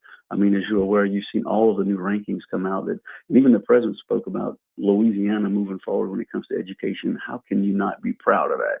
So we want to continue the path on focusing on education and working with Cade Brumley. He's doing a phenomenal job. We also want to support Susan Bourgeois with LED. She is a rock star. And I mean, you see all these new announcements coming in, and I think personally, we're just getting started. So, that's going to be great. Continuing our work on taking care of the the problems we've had in the past with crime and continuing on that path. So we have a lot of great things that we're looking forward to. We really need to get out the vote on Saturday and get Constitutional Amendment number 2 passed. We've got Speaker Phillip Devillier on the hotline right now, and though he's on the phone, I feel like he's looking at my notes because I actually have written down for my next question, talking about Dr. Brumley and talking about Susan Bourgeois. These are two areas where success is begetting success. Is there a way to legislatively replicate that for other departments? Yeah, I mean, I think so. And I mentioned earlier when you think about DOTD and how DOTD was used, it was really more of a political organization. It wasn't so much of a priority for the state. And I think what our governor's vision is to truthfully make infrastructure a priority. I had mentioned in passing, so why don't we just give DOT to LED, because LED seems to be doing a great job with bringing businesses here. But when businesses come and look at Louisiana, they want to see that we have infrastructure in place to be able to get very important inventory in and out. And so there's going to be new roads that need to be built, some bridges that need to be repaired, and things of that nature. And through touring the whole state, you see some very important businesses that we do have in Louisiana, but some critical infrastructure that needs to be repaired. So, I think the governor is very well focused on streamlining some of these departments. There are roadblocks that have been put into place for many, many years. So, change is difficult for a lot of people, but change is needed. And I think when these changes are put into place, you're going to see Louisiana and where all the other states are going to say, we want to be like Louisiana now, instead of saying Louisiana's last or Louisiana's 40th. Now we're getting to the middle of the pack in a very short time. And it just amazes me why anyone wouldn't want to be winning, because that's what we're doing right now. We're winning. Just a couple minutes left with Speaker Devillier. All right, you actually led with it, and then I blew right past it to get on other things. So let's go back around to insurance. How large of a priority is insurance going to be in this session, and how much farther can we go? When we saw last year, the legislature did its job when it came to collateral source and a few other things, and just ran into, to use that phrase, roadblocks as well. How far can we go with insurance this year? Is there a way to reword things that passed last year to will they make it across the governor's desk this year? Brian, I will say I believe that the governor had got a little bit of bad press over the one bill that didn't become law, which I applaud him for what he did, because what it caused us to do was all come back to the table. When I tell you all, our insurance committee meetings, our civil law, multiple committees have been meeting since the end of last year to come up with real insurance reform. And if that bill would have just been signed, I don't think that would have happened. I don't think we would have continued to work, number one. And number two, if that bill would have been signed, I don't think it would have done anything to help our insurance rates. So one of the things that I've learned is when you look at insurance as a whole, is it just the collateral source rule? An interesting thing about that is, a few years ago, we went from 100% down to, I think, 40%, and we did not see any insurance rates change. So I don't know why we're going in with these percentages and then telling the courts to say, hey, you come up with whatever the settlement is, and then you're going to calculate a percentage. Even with that law in place, none of that has been done. What I think we need to do is to go look back at that law and then say, what is it that we can do to help the judges and the juries have full transparency in what's going on in all of these different cases and all of these different billing cycles. And it would be called more of a medical transparency piece. So that's important. One of the things that we hear every day when people get called for jury duty is, hey, can you help me, let the judges know that I have work or I can't go to jury duty? Well, we need to really look at jury pool reform and figure out how we can get more people to these juries to make sure that we have, good, solid juries, and that it works more in I guess, hand in glove with the court system. We had looked at a Housley bill last year. I would expect that to come back. Yeah. No pay, no play. I would think you're going to have some caps on damages, but it's not just the trial bar. I mean, you got to make these insurance companies go to court and fight these cases. We have to look at what's going on when it does come to the court systems. You got to look at, of course, the trial bar. And we also have a cultural issue in our state that believe that if you get injured, it's the lottery. And I don't know how, you can address that piece other than us, trying to do just a better job in fighting back on these frivolous lawsuits. So we have a whole lot of work to do. Last year, we passed 38 insurance reform bills, and all you hear about is one. And it's interesting because I was reading an article this morning on property insurance and all these other states that are really having a reduced amount of people buying property insurance because they can no longer afford it. We have that problem as well, and we all know that, but we're not at the top of the barrel. I mean, you look at Florida, you look at other states, I mean, they're really having some huge problems when it comes to people just buying or being able to buy insurance. So we don't want that to happen, or we want to reverse the trend of that happening in Louisiana.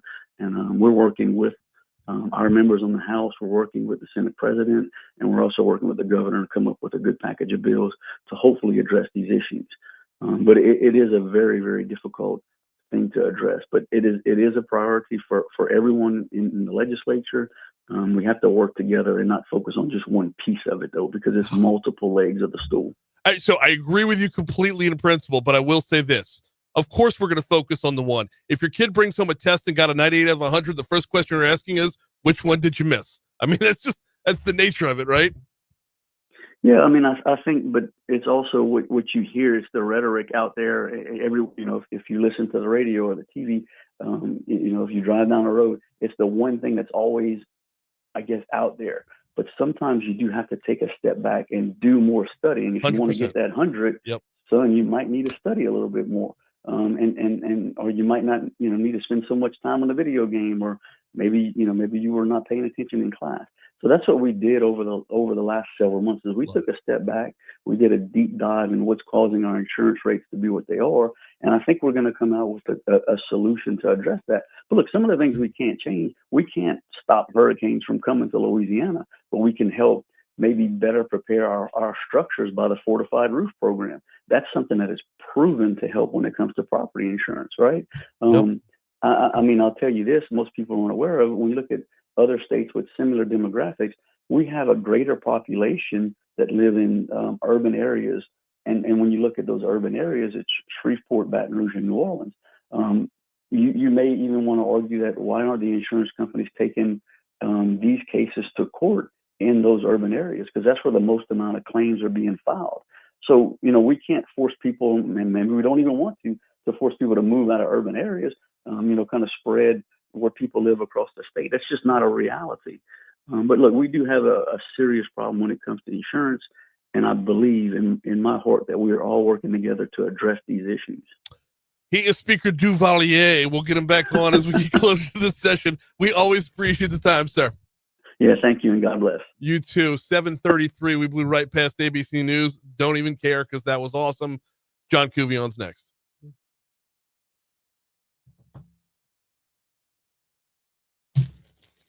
Devillier.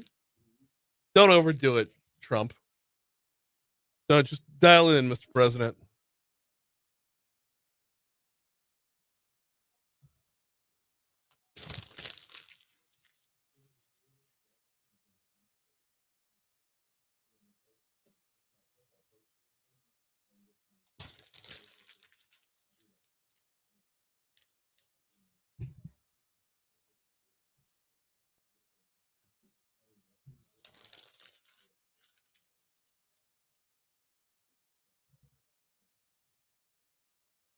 Oh, sorry. Going back to the top of the show. When I was talking with Michael, with my microphone being on, when I was talking with Michael, my friend who does the consulting for me, so he said, I'm getting too excited and I cut myself off. And I'm like, no, I'm not in control of my own microphone. And he's like, you don't have an on and off button or a cough button? John, you don't have an on and off button or a cough button? I'm like, no, that's my producer does that. He's like, well, then you need to shut up so that he can turn your mic on sooner and then you can move right in. I'm like, okay, we'll clear that up.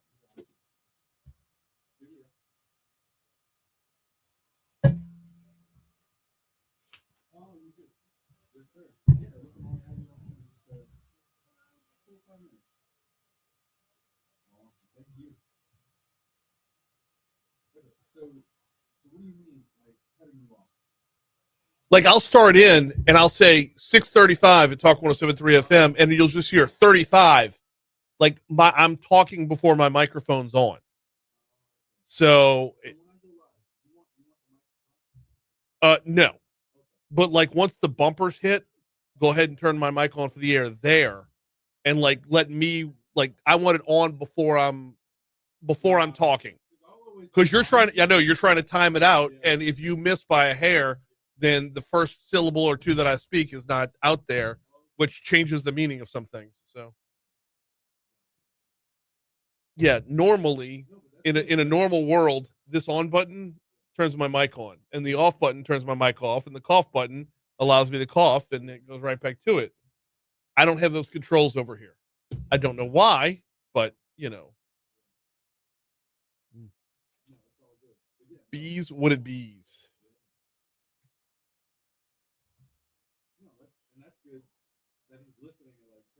Yeah. Well, he also tells me things that I try not to listen to. Like, I don't give the weather enough. I don't give the temperature enough. I'm like, has the temperature ever affected your day? Ever? Like, first of all, it's on your phone. Like,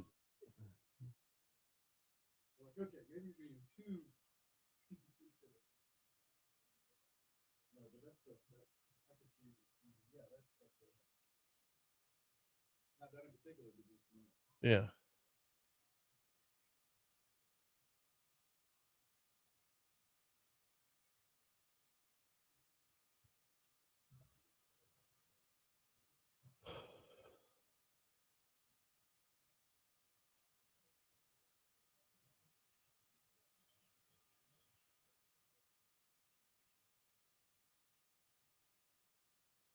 Mm-hmm.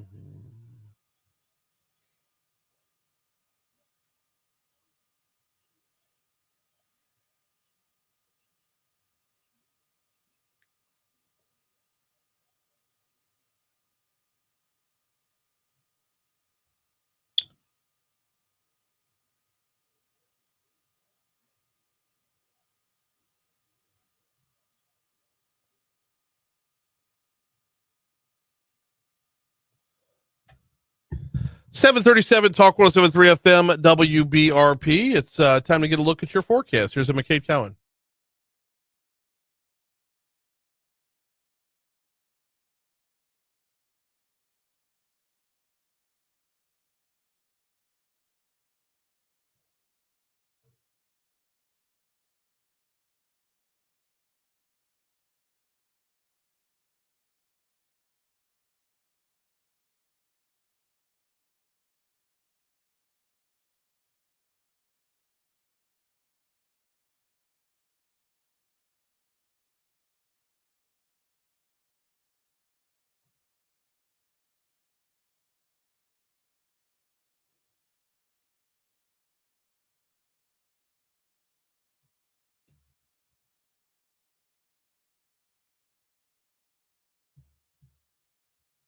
I like that.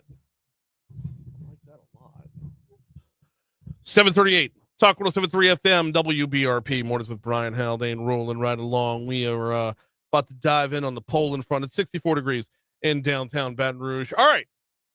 Open primaries versus closed primaries. Is this the politicos versus the populists? Joining us now from JMC. Joining us now. Win with JMC is where you're going to find him on Twitter. We got John Couvillon with us. How are you, man? Good morning. Really good. Thanks for having me on. No, glad to have you on here. Started to dig into some of the numbers behind what you've been working on here. Talking about having a favorable or unfavorable opinion of started with the president all the way down. Let's talk about what you've been working on. Certainly. So for a little bit of context, we have been operating under an open primary system since, I believe it was 1977. Recently, the law was changed in a special session back in January 2024 that semi-closes primaries for the top of the ballot type of races like Senate, House, PSC, BSC, and Supreme Court. What I had done way back when they were talking about changing the law, I had done a poll then, and I did a poll recently about attitudes, not only about the current system, but about the proposed system. And to sum it up, number one, people still overwhelmingly like the current system, which is the open primary. Mm-hmm. Number two, there remains little affection for the changes that were made to the law. Number 3, proposals to possibly close the primary for statewide elected officials. From the people's opinion, that's a non-starter. Number 4, which is the most interesting part, which I think is important for your listeners to appreciate, only 34% are even aware that the law has changed. That, to me, creates the possibility, despite an excellent Secretary of State's office that we have, it creates the possibility for mass confusion when people go vote on the Senate race next April, and all of a sudden they're told that they can't vote because they're not registered properly. That, to me, is a big concern, and that, as evidenced by the fact that only 34% are even aware that the law has changed.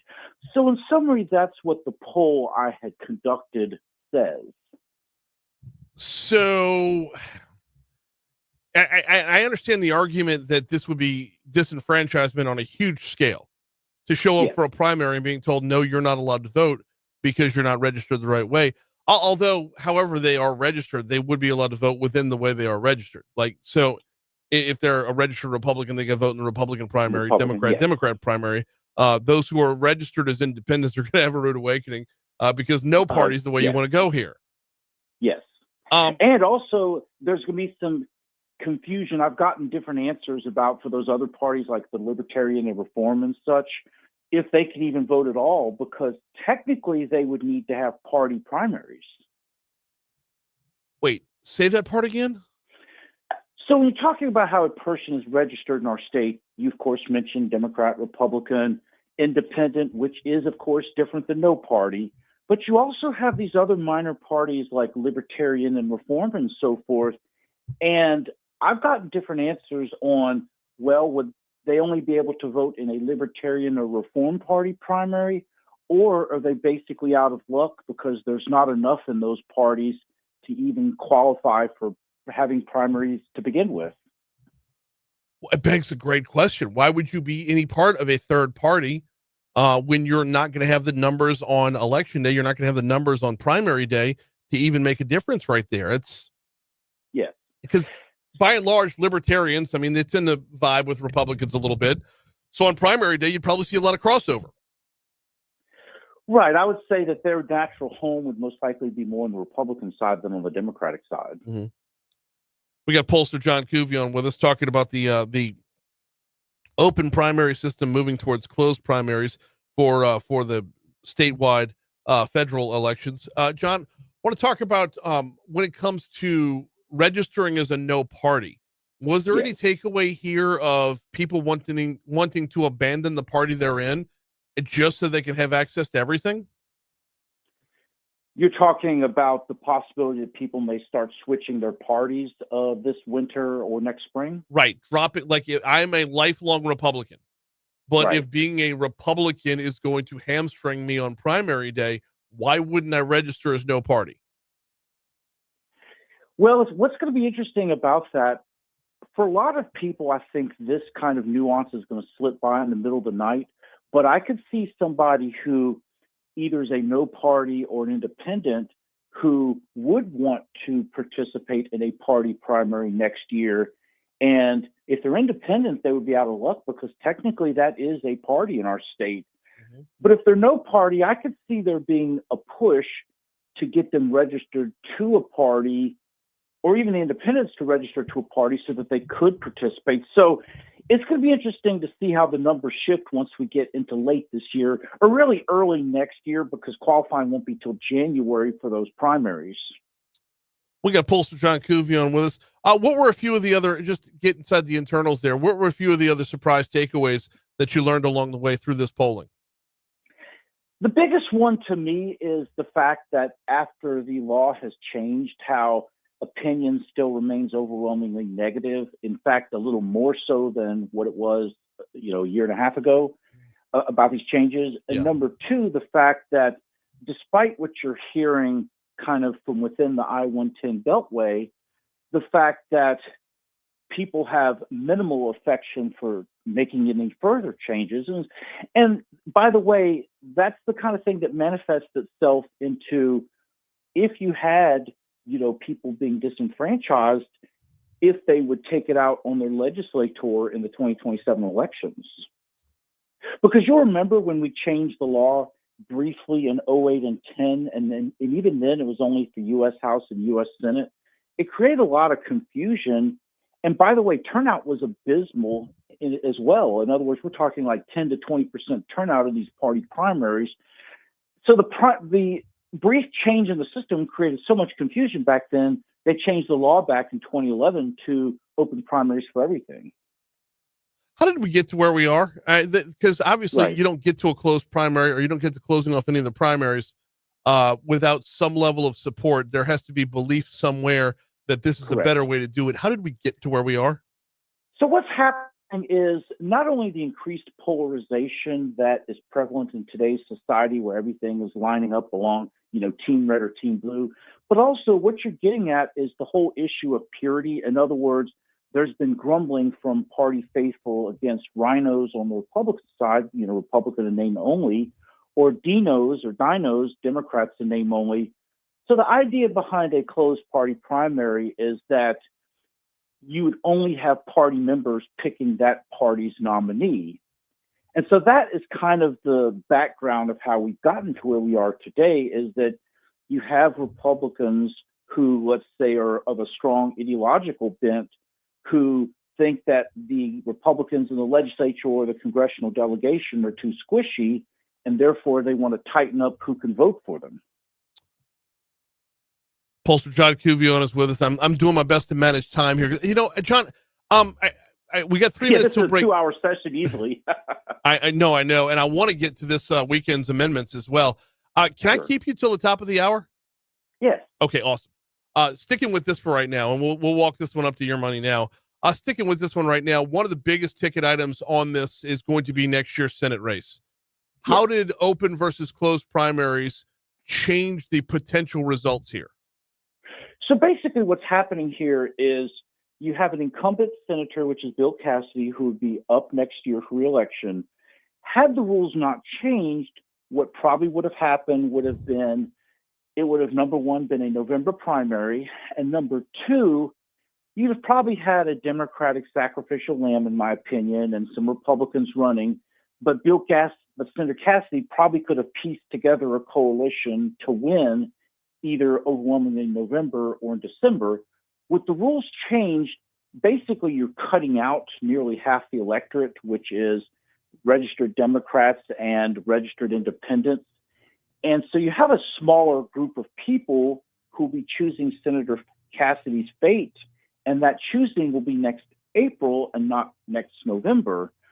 So now he has to basically play more to the Republican, very conservative wing to get out of the primary, especially since we're still going to have party runoffs, number one. And number two, from looking at previous data going back to 08 and 010, I calculate we're probably talking about 240,000 people basically deciding Senator Cassidy's electoral fate, as opposed to, a typical statewide election, you might have 1.3 to 1.5 million. Last one on this topic, and if you'd hang through the break, I greatly appreciate it. But what aside from gender, the second to last question you got is: do you believe Louisiana is moving in the right or wrong direction? The number of people who believe we're moving in the right direction has moved up to 33%. Now, conversely, the number of people who don't like the closed primary has moved up as well. So, is this coming from within Republican quarters here? I mean, it's just because those two numbers don't go together. Right. And what's happening is that, it's funny, the right track, wrong track type of question. Lately, I've noticed that depending on who is in power, basically that'll drive who is saying we're on the right track and who will say we're on the wrong track. Right. So yes, it is a case of Republicans now, with having a Republican president and governor, and then of course locally we have a Republican mayor. They're now more optimistic about the future since they're running the show. Yeah. Let me drop you on hold real quick. We'll come back. We got pollster John Couvillon with us. We'll talk about this weekend's amendments next. I'm sorry. I didn't miss it by much. All right. Yeah. God, John's good at this.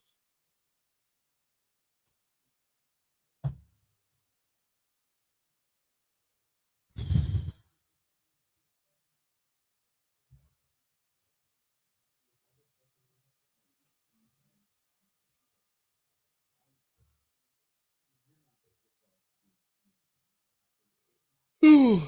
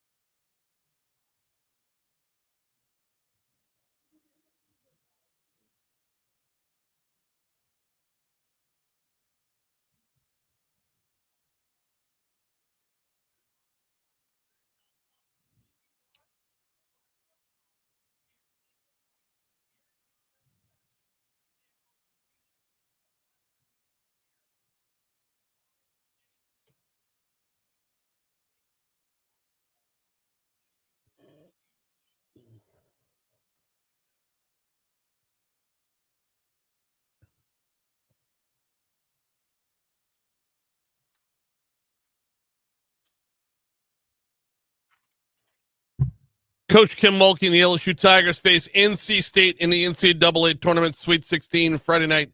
Coverage starts with pregame at 6 p.m., tip-off at 6:30. Now, we're normally the home of LSU women's basketball, but this special broadcast is going to be on our sister station, 100.7 The Tiger. Softball's going to be right here on Talk 107.3. Back to it with pollster John Couvillon.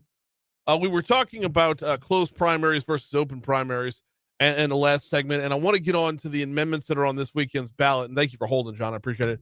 Sure. But one more before we close the books on the primary conversation, and that is the biggest factor in determining the outcome of anything is showing up. Absolutely. If we could see this kind of disconnect between where we're headed with a primary system versus where the populace seems to want us, this is really, really a message to your everyday voter that it's time to start paying attention. Right, especially since with the primary being shifted up 7 months, that also means, number one, qualifying will be in January, but number two, if you want to run a statewide race, in my opinion, you really need to start having everything in gear by this summer, which is only a couple months away. So in other words, everything has changed now. Oh, and by the way, we're not just only talking about U.S. Senate, but we're talking about U.S. House and whatever applicable PSC or Supreme Court races there are on the ballot next year. Yup. 100%. Oh, can we make this more of a full-time thing? I mean, can we have a year-round? We're like the NFL, Yeah. You go from combine to pro day to draft day to OTAs, and just. It's like the old days of the USFL, right? Right. There's no off season. There is no off season. All right. Moving on. We got an election coming up on Saturday, and I know you've taken in some numbers on the amendments that are out there. What were your takeaways, or what did you learn about what we might see on Saturday?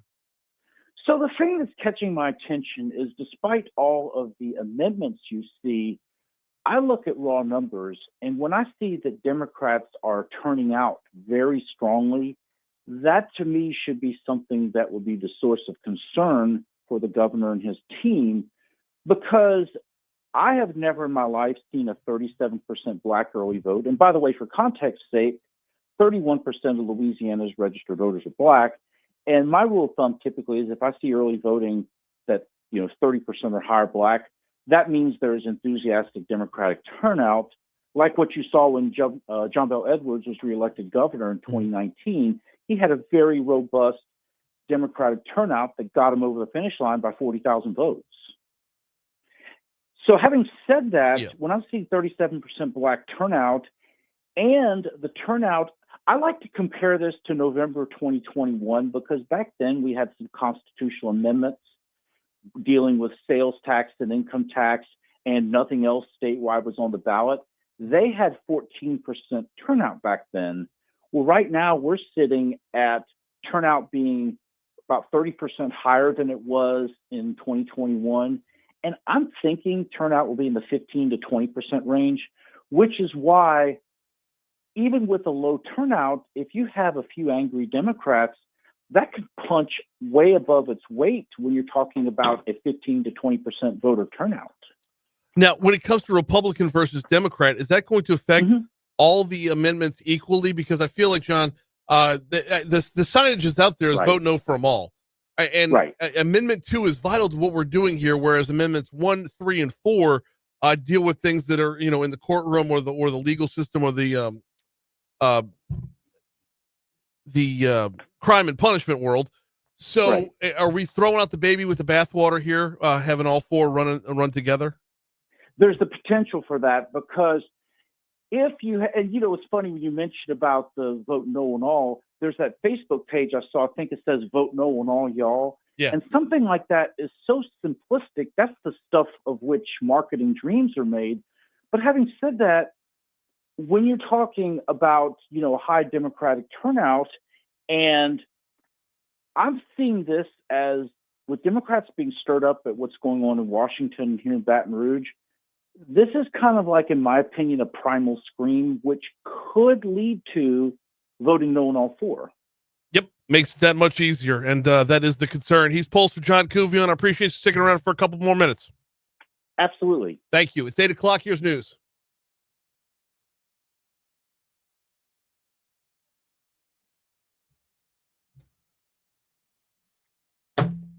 We're going to find a way to fuck this up.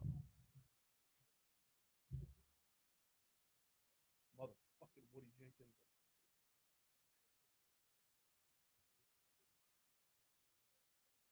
It is unbelievably crucial. It is unbelievably crucial that Amendment 2 passes.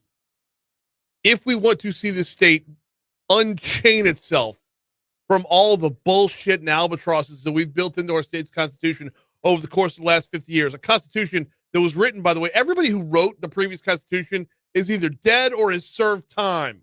Some of them both. The corner we've painted ourselves into. And not only do we paint ourselves into a corner, but we paint ourselves into a corner, tied ourselves to a chair, and filled the entire room with 55-gallon drums full of gasoline. Like that scene in The Dark Knight. That's where we're at right now. Unbelievable. Everything they did in the last session can launch us into great progress if we vote yes on 2. We're this close to the damn finish line, and we can't take it to the House because some asshats were. The problem is it's not even about religion, and it's not about protecting churches. Somebody's making money off the way that the system is run right now, and they're using the churches as a scare tactic.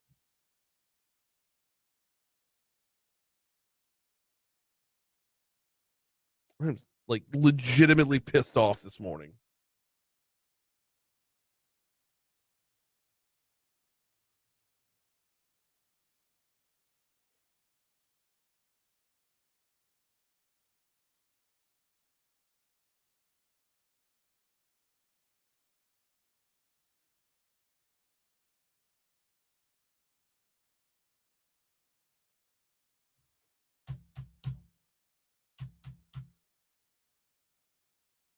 You have Devillier saved already? I don't need to post it, just saved. You have it saved yet? Be right back.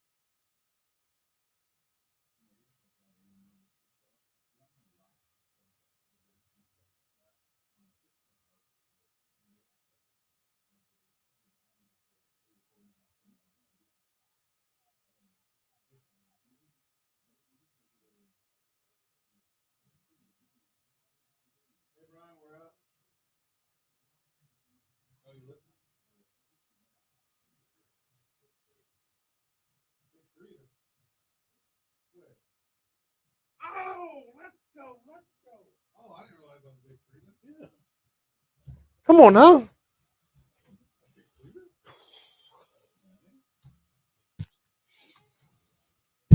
.806 Talk 107.3 FM, WBRP. Mornings with Brian Haldane, rolling right along. Hour 3 coming your way right now. Brian here with you, John LaBeouf producing. We got so much more ground to cover this morning, y'all. 65 degrees in downtown Baton Rouge to start off your third hour. Yes, we do have a lot of ground to cover, and I don't even know if we're going to get to all of it because we're kind of moving on the fly here. It's that last couple minutes with John Couvillon really left me in a bad spot because every single legislator we've talked to about Amendment 2 has been in lockstep saying we need this to pass so we can move the state out of the drudgery that we've been in for so many years. We've needed a constitutional convention for more than a decade now, and we're never going to inch towards a constitutional convention because everybody's protected. Everybody's protected with the garbage that we have, but we all put up with the garbage because it's safe, it's comfortable. We're not opening ourselves up to acting like other states when it comes to how they run their government. Everybody's got their own crutch along the way, whether that be through government programs that dole out checks, whether that be through the homestead exemption, which is an absolute sacred cow, or anything else that's out there. Well, Amendment 2 is this nice little workaround. It doesn't get rid of the need for a constitutional convention, but it buys us time till we have to do it, and it frees up our state legislature to work moving the state forward without having to go through the whole thing. John, did you see that? Did you see what just happened right there? What just happened, bro? Well, when I said move the state forward, if you grab that still shot, it looks like a Nazi salute. Well, see, no one knew that, Brian. Facebook did. Well, Facebook did. YouTube did. Now that's gonna be out there. Now the listeners. Now it's me and Elon Musk. That's it. Doing Nazi salutes. I did this forward. Forward. Why are you keep doing it? Stop doing it, Brian. Sit on your hand. Don't do that. I tell you what, let's move on to this day in history so I can shut up.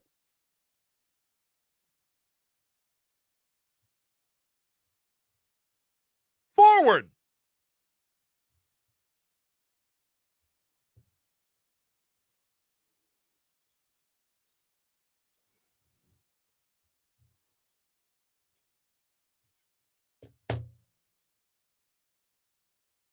All right. See, we're not moving forward. We just go backward. No, man, we're moving forward while reflecting on what's come behind us. Right? Something like that. Something like that. Something like that. Trying to make chicken salad out of chicken. You just get onto it. Hey, speaking of chickens, no, this has nothing to do with chickens. 1804, a territory of Orleans organizes in Louisiana Purchase. Really? Yeah. That was today? That was today. We got organized? Organized. Last time in history this state's been organized. That's it. 1937, spinach growers in Crystal City, Texas, erect a statue of Popeye. What? Yeah. The Sailor Man? 1937. Wow. 1945, allies led by U.S. Marine Corps secure island of Iwo Jima from Imperial Japanese Army after 18,000 Japanese and 6,000 Americans are killed.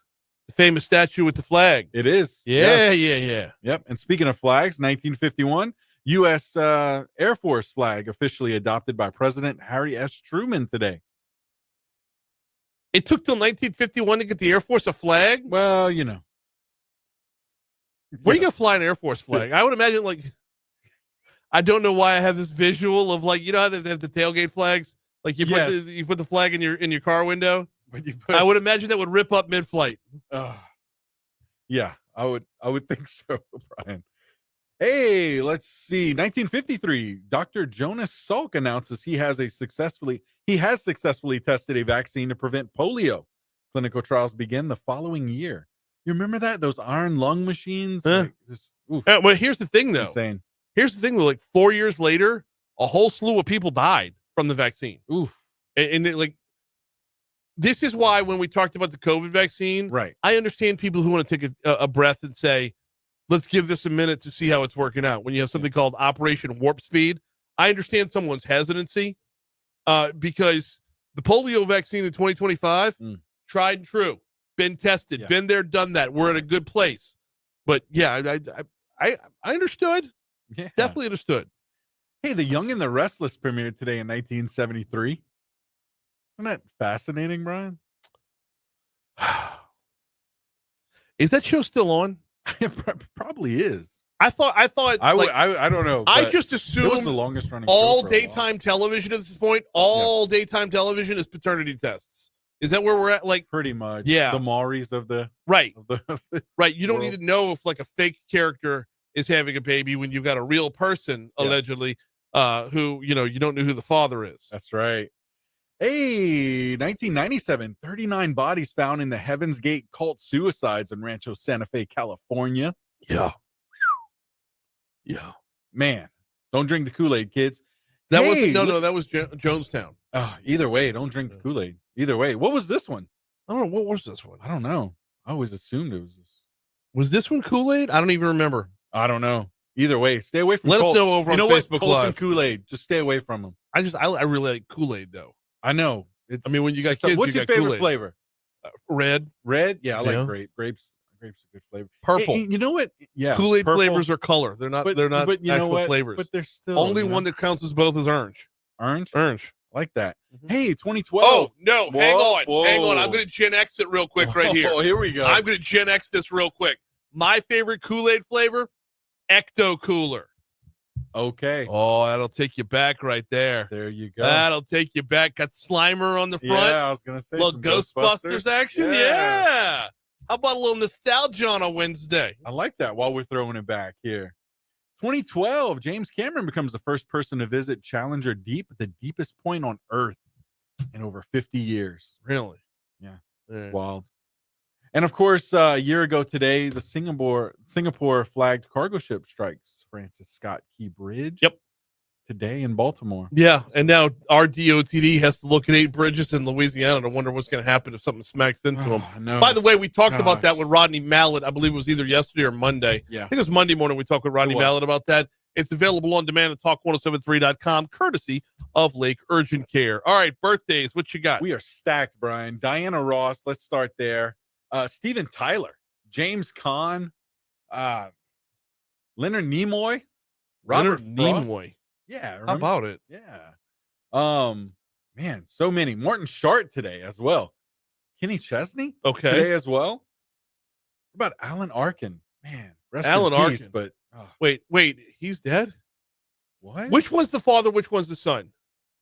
The Adam's the father and Alan's the son, or the other way around? I don't know. I don't know my Arkins. I don't know my Arkins either, but Alan Arkin, legend. Yeah, he passed away in 2023.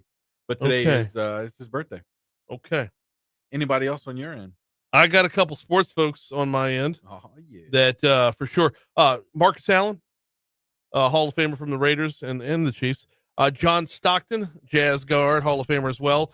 Former LSU Tiger Mark Roman, and former LSU Tiger and New Orleans Saint Devery Henderson. You'll like this one, Michael Imperioli. Christopher. I thought you might like that. Hey, moving on to deaths. Beethoven today, Walt Whitman, and Eazy-E. So good.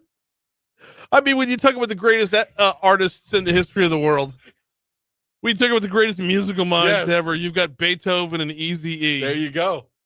Boys in the Hood. No. Because I was trying to do it in my head to see which lyrics I could quote, and I couldn't get more than 2 lines That's in anything. about it. That's as far as you go with any Eazy-E lyric. Yeah. Oh, man. Is it National Eazy-E Day? You know what? It is. From now on? Take it Easy-E Day. Oh, well done. Hey, I never noticed it before, but Walt Whitman looks a lot like Phil Robertson from Duck Dynasty. You know what he kind of does? Put a ball cap on that dude. Oh, yeah. Totally. I'm looking at a black and white picture right here. Yeah. Man, I can see it. Walt Whitman might be Phil Robertson. You've never seen them in the same room together. I'm just saying. It's 8:15 at Talk 107.3 FM. When we come back, let's talk about this Hyundai deal. Obviously, you're never going to have anything where everybody's on the same page. But there are some people speaking out against it. Of course, there would be. We'll cover it next. Be right back. All right.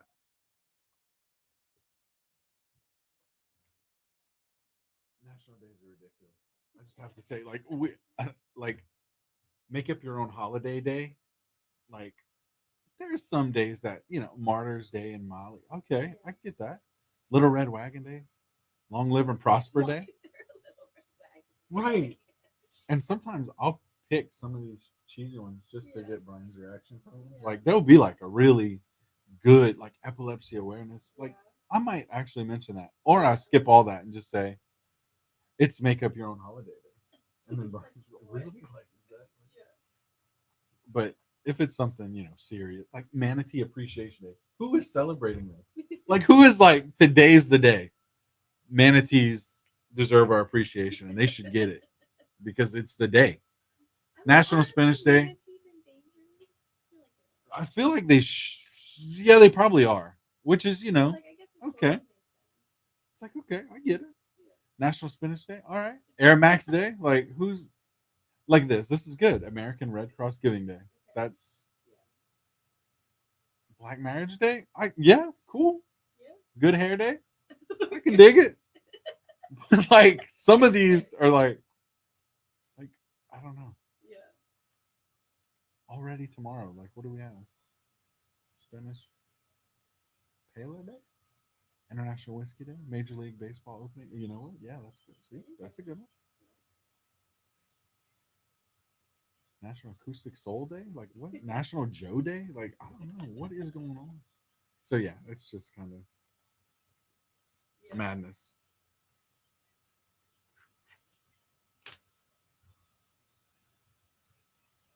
Microphone.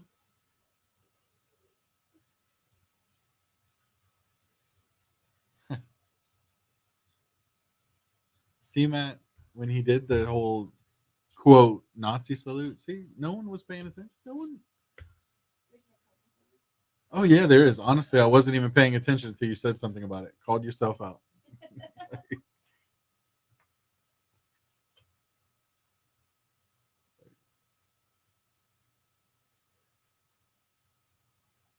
Hyundai, let's see.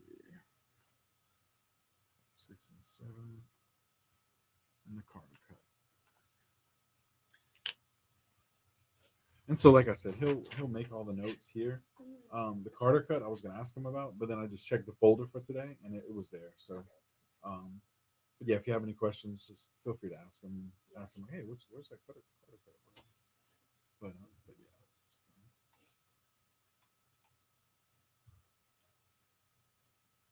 All right, we got California Love playing.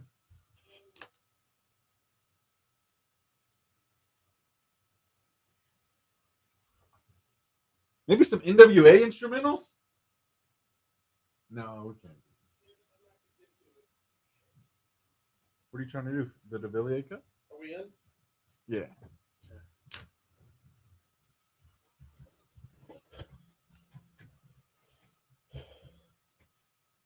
819 Talk 107.3 FM WBRP. Mornings with Brian Haldane rolling right along.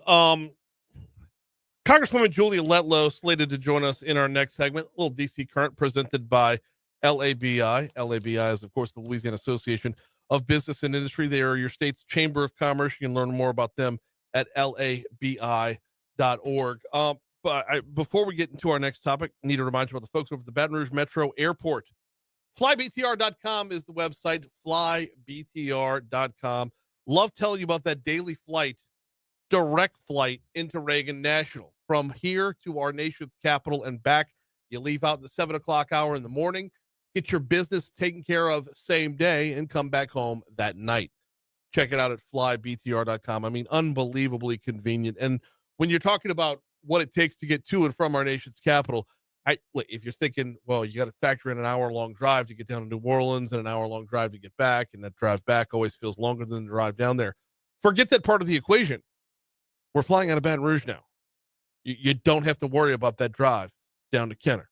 You don't have to worry about the parking down there. You don't have to worry about the TSA maze down there. It's so much more convenient in our own backyard. Learn more at flybtr.com. So yesterday, the big announcement was made. Sorry, day before yesterday, the big announcement was made. Hyundai moving into Louisiana. $5.8 billion steel mill being built in Donaldsonville. 1,300 permanent jobs. Another 4,000 temporary jobs or construction jobs or indirect jobs along the way. By the way, if you have 1,300 permanent jobs and they all decide they want to live in Donaldsonville, you're going to increase the size of that city by 20%. When was the last time you saw an economic development announcement that had that kind of potential under it? I'm sure you'll have a few folks say, you know what? We're going to go live in White Castle. Not the burger place, not the little Castle burgers. I mean, White Castle of town. Who was thinking that? You think? You were. You gave me that quizzical look. You got hungry. I'm just surprised you know about White Castle because it's so small. It's such a small town. Like if you've ever been there. Oh, the town of White Castle? It's tiny. Well, that's why I'm like, I was just surprised to hear it. I'm like, wow, White Castle getting some love out here. I thought you were giving me a quizzical look because I brought up the mini burgers there. Oh no, yeah, no, it's White Castle. No, it's for more than just Harold and Kumar. Yeah. So, 1,300 permanent jobs. Average salary $95,000. We're talking about billions of dollars of not just the economic development investment, but the revenue coming in the state on a year-to-year basis through the roof as well. All things are firing on all cylinders. Everybody's got to be happy with this, right? Well, as Lee Corso would say, not so fast, my friend. You heard the story in news from our news partners at Louisiana Radio Network. Ashley Ganyard, president of the group Rural Roots Louisiana, says having the steel mill along the west bank of the Mississippi River is just going to add to the pollution in Ascension Parish. There's no way to make steel without putting metal in the air, in the ground, and in the water. But Ascension Parish President Clint Quinmaw points out the plant will be producing green steel, that is, steel produced without using fossil fuels. This is the one thing that the Hyundai Steel Company pride themselves on, and I think that's what was so attractive to us. $5.8 billion, which, by the way, will anchor the Riverplex Mega Park, which at 17,000 acres is the largest undeveloped tract along the Deepwater Mississippi River. The plant would occupy 1/10 of that area. Ganyard says she would like the plant to be put somewhere else. They got other places to do this, not so close to residents. And I just don't think Governor Landry and none of the representatives that stood there, they care about the people. See, the problem there is, where's the follow-up question? The problem there is they've got other places to do this. Where? Break me out a map of the Mississippi River up and down the state, and you point me to where you could do this within the right spacing that you don't get too far upriver because the bridges get lower. Where can you do this where you're not going to be around people? That's the part that I don't get, is the lack of follow-up on that front. Now, Quinmaw says people living near there shouldn't worry about pollution. He says when he visited the company's steel plant in South Korea, he didn't even realize it was a steel plant until he got inside. Their manufacturing process is very green, very clean. It will be one of the cleanest steel producing facilities in the country. Which has kind of been the sentiment from everyone. I mean, that was the pitch coming in from LED. That was the pitch coming in from Governor Jeff Landry. But if you're LED or Jeff Landry, two things you could consider here is you can forget about the clean part or the green part because you're worried about the economic development end of it, right? Well, what if you are, I don't know, let's say a Democratic congressman and this place falls in your district? Would a Democrat congressman be on board with this complaint that it's not going to be clean? Or would you have a congressman with a big D behind his name come out and applaud this landing of a huge project, and not only applaud the landing of the project, but comment specifically on environmental impacts and how this is going to do it cleaner, better, different than we've seen before. Well, we just so happen to have a Democratic congressman, and this plant just so happens to fall within his district, and he just so happens to join me once a week for DC Current presented by LABI. His name's Troy Carter. What did he say yesterday? This 5-year electric vehicle model from Hyundai Motor Group were included in the 25 EV model qualifying for the U.S. tax credits in 2025 under the U.S. Inflation Reduction Act, or the IRA, for which I was very proud to play a role in crafting and voting for. The IRA has once again proven to be a great opportunity for us to turn inward to have more development in the U.S. This is a perfect example of that. So yes, it was a great day or is a great day for Louisiana, a great demonstration of policies that work and generating and attracting more industry, clean industry. We work to make sure that in meeting with the Hyundai officials that they recognize the importance of making sure that they have best practices as relates to clean production, making sure that people have access to clean water, clean air is a major part of what we'll be working closely with Hyundai about. So this is a win-win, a great win for Louisiana. Hey, John, can you do me a favor? I want to go back to the top of that. I know there was a longer soundbite there, closer to a minute, but I want to go back. But you know, Congressman Carter doesn't do anything under a minute, right? I tell him we got 3 minutes left in the segment. I'm going to get a 5-minute answer to my next question. That's right. That's just, he's a walking filibuster. Love him. But go back to the top of that, because there's a piece of this that I don't want it to be overlooked when we talk about the green end of the whole deal. This 5-year electric vehicle model from Hyundai Motor Group were included in the 25 EV model qualifying for the U.S. tax credits in 2025 under the U.S. Inflation Reduction Act, or the IRA. Not only are we doing a better job of making clean steel, green steel, as Clint Quinmall put it, not only is the process going to be cleaner, not only are you going to have less pollution as a result of the way things are being done here, and not only are you going to have Louisianans building this out, and as we know from oil and gas, we do it cleaner and better than anybody else in the world. Not only do you have this on that front, but you have the added mix of, if you're an environmentalist, are we still in favor of EVs here? If you want fewer, lower carbon emissions, don't we want to be pushing electronic vehicles? Wasn't that the mantra for so long now? So you're going to make cleaner steel to make cleaner cars. This feels like a two-part equation here where you're getting check marks on both those environmental boxes. By the way, what was the name of that group? Was Rural Roots Louisiana. They're not the only ones trying to be a turd in the punch bowl on this one. Also the Louisiana Bucket Brigade, who is basically against any jobs anywhere.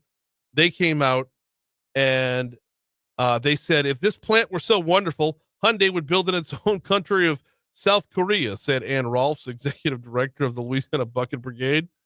Well, as you heard that soundbite from Clint Quinmall, they have one in South Korea. They already do it there. So you got all these people here in America that they're hoping to sell cars to here as well. So rather than just sit over there in South Korea and serve a South Korean market, they decided, you know what?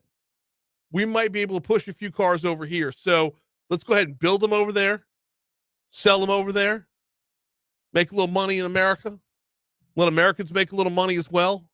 You know, that win-win situation. Rolfs goes on to say, instead, the company is exporting pollution to Louisiana, and no one is standing up for us. It's like all automatic trigger points, right? It doesn't matter what the reality of the situation is. There's a playbook and a checklist, and we're just going to run it down until we're done with what we believe rather than what's true. 8:30, we got news coming your way right now. Congresswoman Julia Letlow next. All right, I'm glad I ran out of time because now I can do this segment tomorrow where I have Julie Emerson, the author of the bill that led to Amendment 2, right. Jeff Landry, the governor of the state, and Speaker Phillip Devillier all saying the same thing, that those opposing this on religious grounds can suck it. Yeah, whoa. Not their words, my words. Oh, by the way, have you ever heard of Pat Boone? Pat Boone. You know who Pat Boone is? Why does that sound familiar though? Singer from like, I don't know, the 40s or something. Oh my gosh. Is that who this is? That's who I'm interviewing. I don't know what the hell I'm talking about with Pat Boone. I mean, You don't know what you're going to talk about. I really don't know what I'm talking about with Pat Boone. We'll do the interview. The guy hooks me up with some good interviews sometimes. So sometimes I'll jump on the grenade and take something that I don't really need. If this is true, this guy was born in 1934. Mm-hmm. What are you going to talk to him about? Just longevity of life. Just ask him. Like, just how's it like to have just lived so long? No, what songs did he sing? He's doing like, you remember We Are the World? Yeah. Yeah, he's doing a new single called One, Voices for Tanzania on World Water Day. Who's he got on it? Tell me he got Boosie on that track. No, I'm just Close. Alabama. Oh, okay. Larry Gatlin. Vince Gill. Whoa, okay. Lee Greenwood. Yeah, so he's got some big. Pam Tillis. Okay. Deborah Allen. Billy Dean. And Kendrick Lamar. Kendrick Lamar? No, I'm kidding. I was about to say, what? Just see if you're paying attention.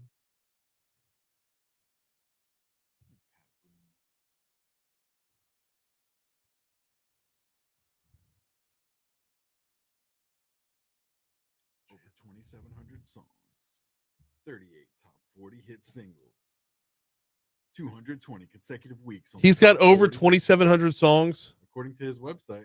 At some point, you're just farting into a microphone and calling it music. Yeah, like Willie Nelson. I was listening to him on Conan the other day. 70 albums he's put out. 70 albums. It's insane. Like what? So yeah, I'm gonna figure out what to do with Pat Boone. Man, I would say hit up his website. It has everything. I would say just like roll through his website. Roll through Yeah. his Well, website. I got from 9 till 9:15 to come up with something. I've got all these interviews in the can that I have no place to play them. That's who Pat Boone is. The dude, he did. That's what it was. Yeah, he showed up with Alice Cooper on one of those award shows with the leather vest and the dog collar. That doesn't sound right. It's right. It's right. It's on his website. This is. I remember this specifically. I don't know. I was a kid. I was stuck in front of like MTV, VH1 as a kid. Like I loved it. I do remember this. By and large, Boone spent much of the 80s and 90s out of the secular media spotlight, but in 97 he made a splash, charting at 125. In a metal mood, no more Mr. Nice Guy. That's what it was. It was a tongue-in-cheek collection of heavy metal covers with Deep Purple, Smoke on the Water, Led Zeppelin, Stairway to Heaven, along with other songs by Judas Priest, Van Halen, Alice Cooper, Metallica, so on and so forth. Anyway, yeah it's wild. Yeah, I don't know any of these songs. April Love. I do. Don't Forbid Me. Friendly Persuasion. It's Too Soon to Know. Whoa. I'll Remember Tonight. Is that too loud For a Penny? tracks, or is that No, these are all. Yeah. I Almost Lost My Mind. Up in here. Cuando. I know that one.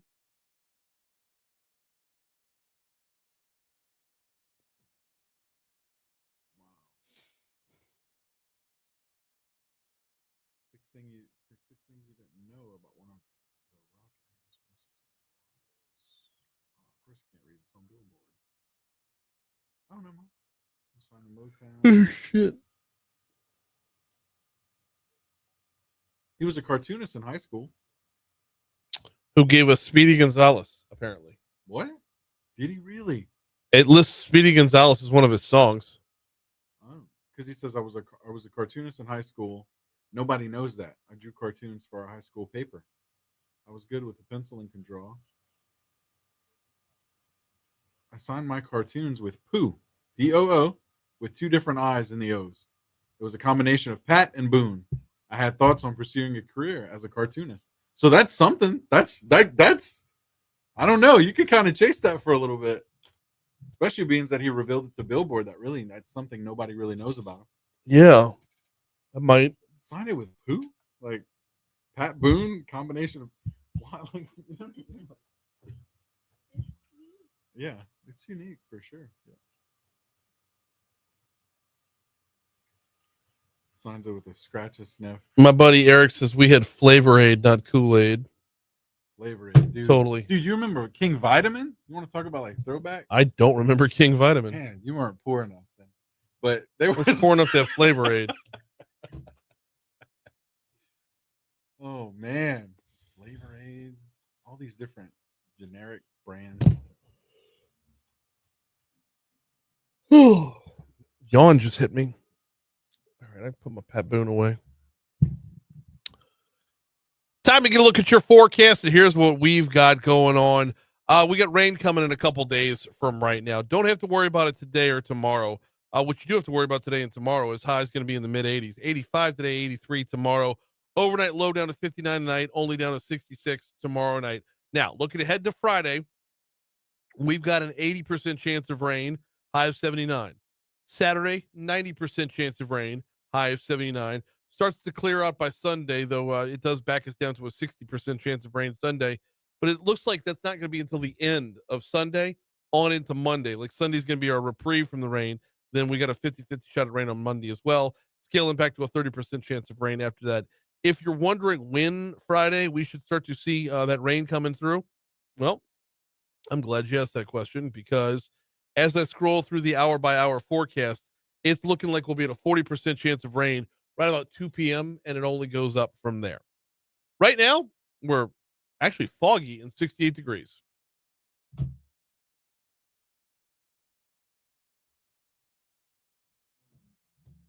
Six, 8:40. She's gonna be late. Oh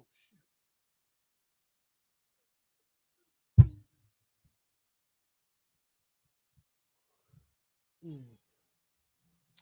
8:38. Talk 107.3 FM WBRP. Mornings with Brian Haldane rolling right along. We got Congresswoman Julia Letlow stopping by about a minute and a half from right now. She's going to be in at 8:40, 8:40-ish. I was told that she's calling us as soon as she's getting out of a meeting. So it's going to be a little bit of a touch and go, a little bit of wait and see here. But we'll have her on in just a little bit. While we wait, I actually need to remind you about the folks over at Landmark Bank. LandmarkBankLA.com is their website. LandmarkBankLA.com. Since 1897, they've been your community bank. They were founded in 1897 as a community bank. In 2025, they're still a community bank. Not getting too big for their britches, not growing out to where they don't care about you as their customer anymore. They are who they've been, and they're really, really good at it. Don't just have a bank, have a banker. When you walk through that front door of Landmark Bank, whether you're talking about the Zachary location, the Bruley location, the Denham location, Greenwood's in there as well. In fact, if you check out landmarkbankla.com, you can get a list of all the locations. But no matter what location you're talking about, when you walk through that front door, the person you're shaking hands with is vital to whatever it is you're dreaming for. Buying your first home, doing some renovations in the first home and need to borrow some money to get it done. Buying your second home, buying your forever home. Or how about this? Investing in a small business. Taking that entrepreneurship leap. They're here for you at Landmark Bank. Check them out online at landmarkbankla.com. Like I said, we got Congresswoman Julia Letlow slated to join us in just a little bit. Can you see who this is real quick? I want to make sure it's not them trying to call me in the middle of the segment to cancel the segment. So while we do have a minute, I wanted to go back to the last topic, talking about the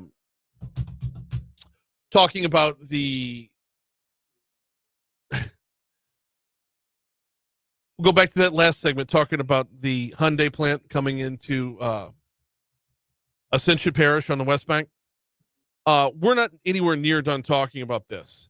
In the coming weeks, I plan on having numerous segments on this. We're going to talk with Parish President Clint Quinmall about it. We're going to talk with the head of the River Parishes Community College about it. I want to get the mayor of Donaldsonville on to talk about it as well. And, of course, Governor Jeff Landry, too, who I believe I'm going to see at lunch today.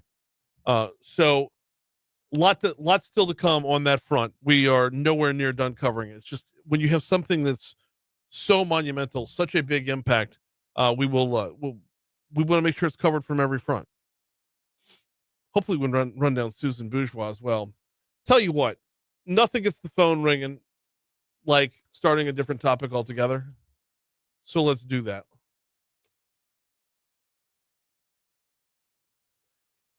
John, can you grab me cuts 11, 12, and 13, please? Yeah. All right. Got a question for the Facebook Live audience. I want to hear your feedback. I want you posting up on our Facebook Live chat. Are you a lottery player and do you have a lottery cutoff? That is the question I want to ask this morning. It wasn't that long ago that the Powerball was $1. It's $1. And the Powerball and the Mega Millions are now both $2. Well, the Mega Millions is about to go up again. In fact, starting April 5th. So, I mean, we're talking less than 2 weeks from now, right? Mega Millions is going to change things up. Kimberly Chopin with the Louisiana Lottery says Mega Millions will have a higher starting jackpot, improved odds, a built-in prize multiplier, and no break-even prizes. Now people, instead of just getting a base prize, can get 2, 3, 4, 5, even 10 times their prize, depending upon the multiplier that automatically prints out on their ticket. Okay, but here's the catch. Ticket prices are going to increase from $2 to $5 per play, marking the second price change in the game's history. Chopin says there's still other options for those wanting to play in a multi-state lottery. You still prefer to play a $2 multi-state, multi-million-dollar jackpot game? We've still got Powerball available, and that's drawn on Mondays, Wednesdays, and Saturdays. How about it? So I'm asking you over on Facebook Live, and we'll talk during the break because we got Julia Letlow coming up in just a second. But I'm asking you, do you have a cap off of playing it? It's easy to drop $1 on a lottery ticket. It's slightly less easy, but you don't think twice about it, dropping $2 when you got $1 billion jackpot out there. Does a 5-spot change things? We'll talk over on Facebook Live. Right now, though, time for DC Current presented by LABI. Congresswoman Julia Letlow's in with us. How are you this morning? Hey, Brian, I'm doing well. Just running from meeting to meeting in D.C. Thanks for having me on, though. No, I appreciate you getting in the middle of in between the meetings right there. I always love the behind the curtain stuff. Can you tell us what some of the meetings are about? Like, where are you coming from and where are you going to? Yeah, so I just had a round table with some energy folks talking about how important energy is for Louisiana, giving them a full report on that, and also listening to them because they are the leaders in their industry and want to learn more about how it can be a champion for them. And so after I leave here, we'll head to some more meetings with constituents who come up and they fly up. Brian, it's so important for people to come up to D.C. and let me know what their concerns are and what I can be working on for them. And but actually, I know I don't want to sound like I'm bragging, but I get to go back to the White House today, and I'm so excited about that because we're starting a GOP women's caucus today, and the president is going to support us in that effort to amplify the voices of Republican women in the public arena. So excited for a full day of fun activities up here. GOP Women's Caucus. That's right. You know, you don't hear a lot from us. We are small in number, but mighty in stature, and we want to make sure our voices get out there. Well, and by the way, this is going to be the second visit by the Louisiana delegation or members of the Louisiana delegation to the White House this week. We get too much Louisiana in the White House this week, or maybe just the right amount. Well, because on Monday, you had Congressman Scalise and Speaker Johnson over in the White House for the big Hyundai announcement. That's right, Brian. What an incredible shot in the arm. Another shot in the arm for Louisiana. It's great news for Ascension, surrounding parishes. Goodness, the whole state, $6 billion investment with 1,500 manufacturing jobs. It will be a huge boost.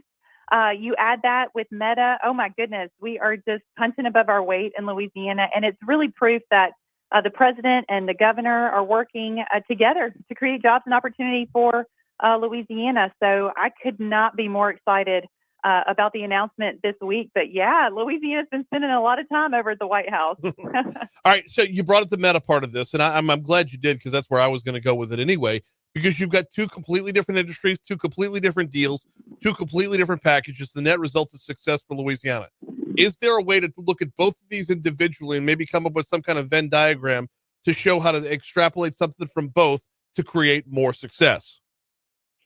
Absolutely. Gosh, that's a great concept that we absolutely need to do to make sure that we continue to grow. And I have absolutely no doubt that the governor is going to continue, and Susan will continue to make sure that we're capitalizing, taking advantage, but also seeking other opportunities. And I know that they have some exciting stuff in the works, and I just can't wait to continue to work with them to bring economic development to Louisiana. I mean, this is what we've been preaching for so long, Brian, that we absolutely have to keep our children here and to create opportunity for them to want to stay here. So I just could not be more excited for what this means, working together, but also moving forward and being an example for other states all across the country as well. So what an incredible time to be from Louisiana. Absolutely. We've got Congresswoman Julia Letlow with us. This is DC Current, presented by the Louisiana Association of Business and Industry. You can check them out online at labi.org. Congresswoman, I want to mention a tweet that you put out. Was this yesterday or the day before? Talking about border security and illegal immigration, and talking about the raw numbers right now under the very short so far second term for President Trump. You had some takeaways here.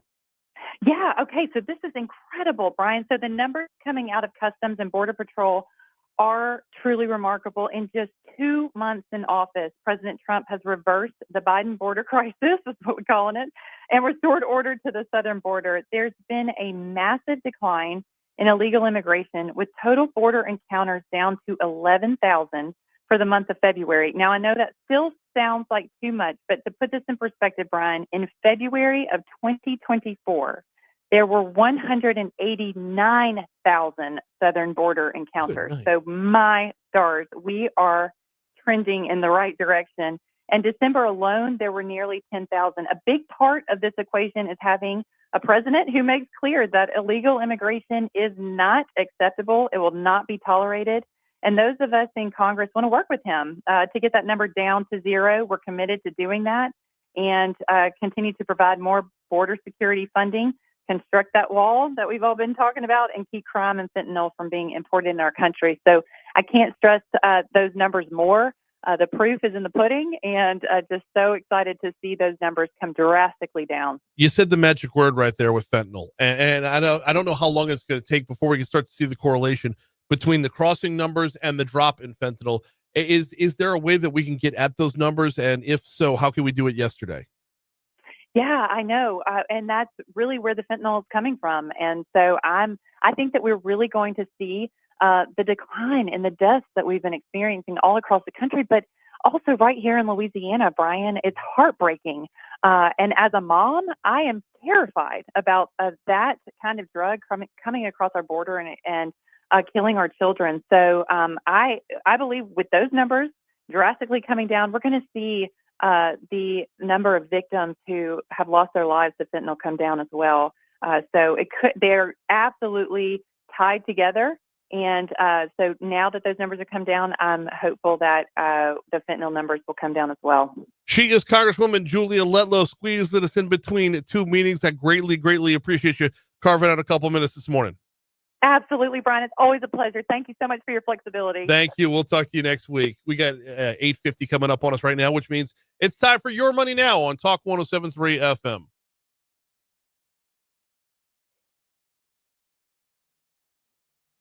This one's now 5 seconds behind.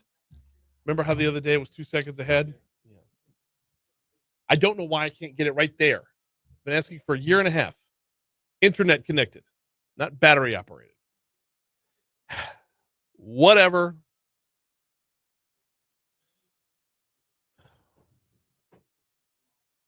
So you're just bored and glazed over at this point? News talk sucks. Neither am I.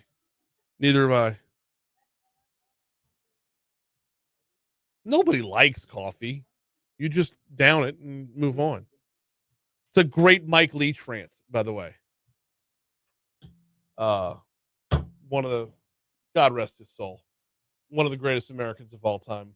Mike Leach was asked about what he puts in his coffee. He's like, it's going to be bitter no matter what you do. So just take it, realize why you're taking it, take it sip by sip, knock it out.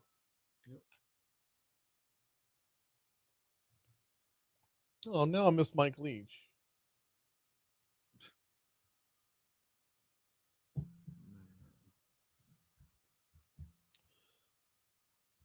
Who was on the phone?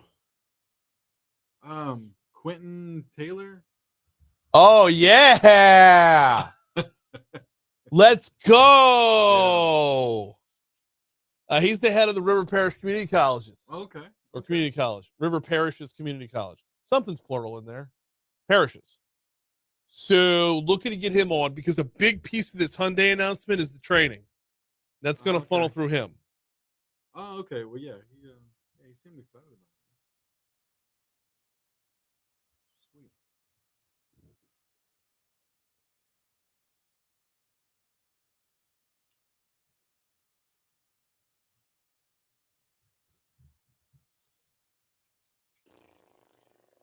I did not write out the outside in. I went to bed last night and I said I'm going to write the outside in the morning. And that didn't happen. I haven't done the outside in a week. Yeah. Last time I did the outside in was last Wednesday. Yeah. I suck. I mean, you're kind of working on. No, I know. Everything else. No excuse. But still. You're right. What do you Shakespeare said the play is the thing. That's right. The show is the thing. That's right. Should be a thing. See, I'm turning that on you now. Mm-hmm. Should be your main priority. I know. I mean, what are you doing? Like, I know. It shouldn't take me that long. This is mornings with This Brian is why Haldane. I suck This is as a host. Haldane, all right? That's why I get election coverage. Right. That's why you get election coverage, Brian. Come on. Not for those big awards where people give really self-indulgent speeches. God bless Margaret Orr. Holy God. I grew up with that woman on my TV.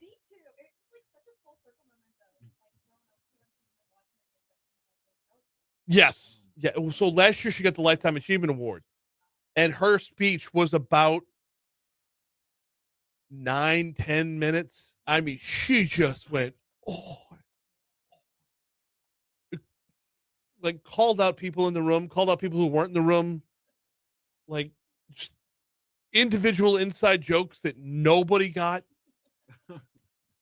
Talked about planting plants and just she was all over the damn map.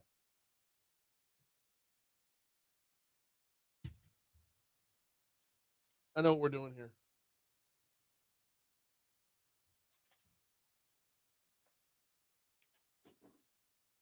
Any cuts or no? Nope. Okay.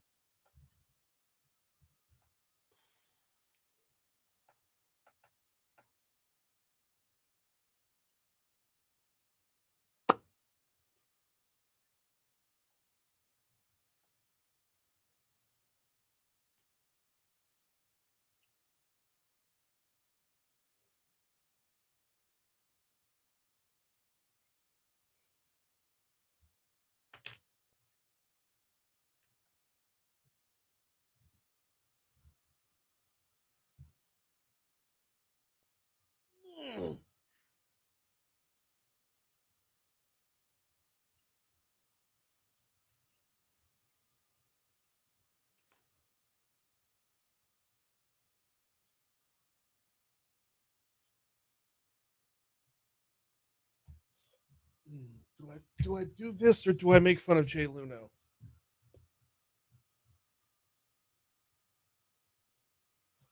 What's your biggest pet peeve?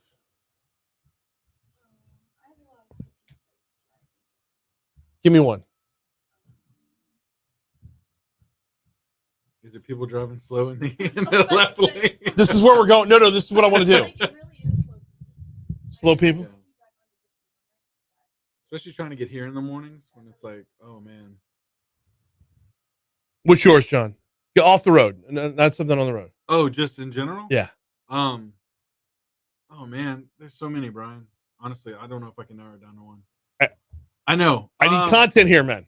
You're on the clock. What am I thinking? You're on the clock. Oh my gosh. Facebook, pet peeves, give them to me real quick. Let's go. Oh man. We're going to make a segment here. Chewing.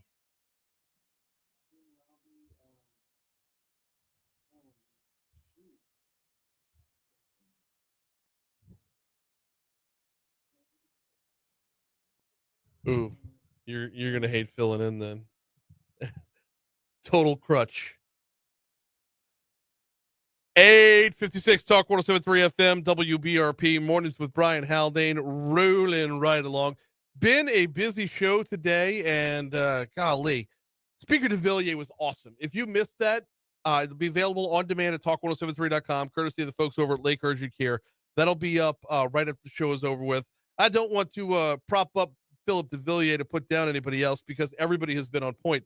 We had attorney Franz Borghardt in the 6 o'clock hour for Legally Served.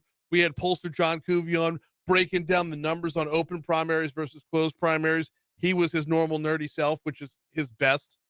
Love that. And then, of course, we just had Congresswoman Julia Letlow on with us for DC Current, presented by LABI. All right. It's normally the time of the show where we have the outside in. But I want to redirect here. Because we're a couple weeks away from an upcoming legislative session. And we have a state senator who looks at the law, sees that there already is a law, and decides that law is not enough, so he wants more. Louisiana lawmakers are considering a new law that could crack down on slow drivers in the left-hand lane. Although there already is a law in place, one senator in particular wants to make it stricter to make enforcement easier. State Senator Jay Luno, who represents a large district from central to north Louisiana, has experienced frustration with drivers blocking traffic in the left-hand lane. Quote, I've experienced it myself quite a bit. I see a lot of drivers in the left-hand lane when they don't need to be. They're just traveling in there, and they don't get back over the right-hand lane, Luno said. He told our news partners at WBRZ, drivers that coast in the left-hand lane cause more than frustration. He says it also creates safety concerns. Quote, the other thing that we see sometimes is a person will be driving in the left lane, and they'll be getting somewhat closer to overtaking the vehicle, and someone tries to pass them, and they speed up to cut them off. The long and the short of it is Senator Jay Luno, knowing there's already another law that says this, is writing a new law because this grinds his gears. So I want to know what else grinds your gears out there. That's not a Family Guy reference. But why can't we make them all a law? If driving slow in the left-hand lane is a law, what else should be a law? How about leaving your blinker on? Can we punish people that leave their blinker on? You're already in the left lane. You can't go, I'm already over. I can't pull over any further. Leaving your blinker on when you're not turning. There should be a law that punishes people for that. I was asking around the room here. I was told chewing loudly. Oh, my goodness gracious. And you know what? Chewing loudly should be a ticketable fine. You know what should be punishable by jail time? Walking through the store having a cell phone conversation on speaker. Can we put people in jail for that? If staying in the left-hand lane deserves a law, then the speaker phone walking through Walmart deserves a law. How about not returning your shopping cart? Felony, misdemeanor, where are we at here? I think we're on to something. We need to get Jay Luno on the phone. He's got room in his 5 bills for this. All right, we're back at it tomorrow. Moon Griffon is next. That's what I should have meant. That's it. The cell phone? Yes. Oh, punishable by death. Oh, straight to jail. Let's go. Let's go. No appeals. Let's see. What did we get from Facebook here? Prescription drug commercials. Yeah. Yeah.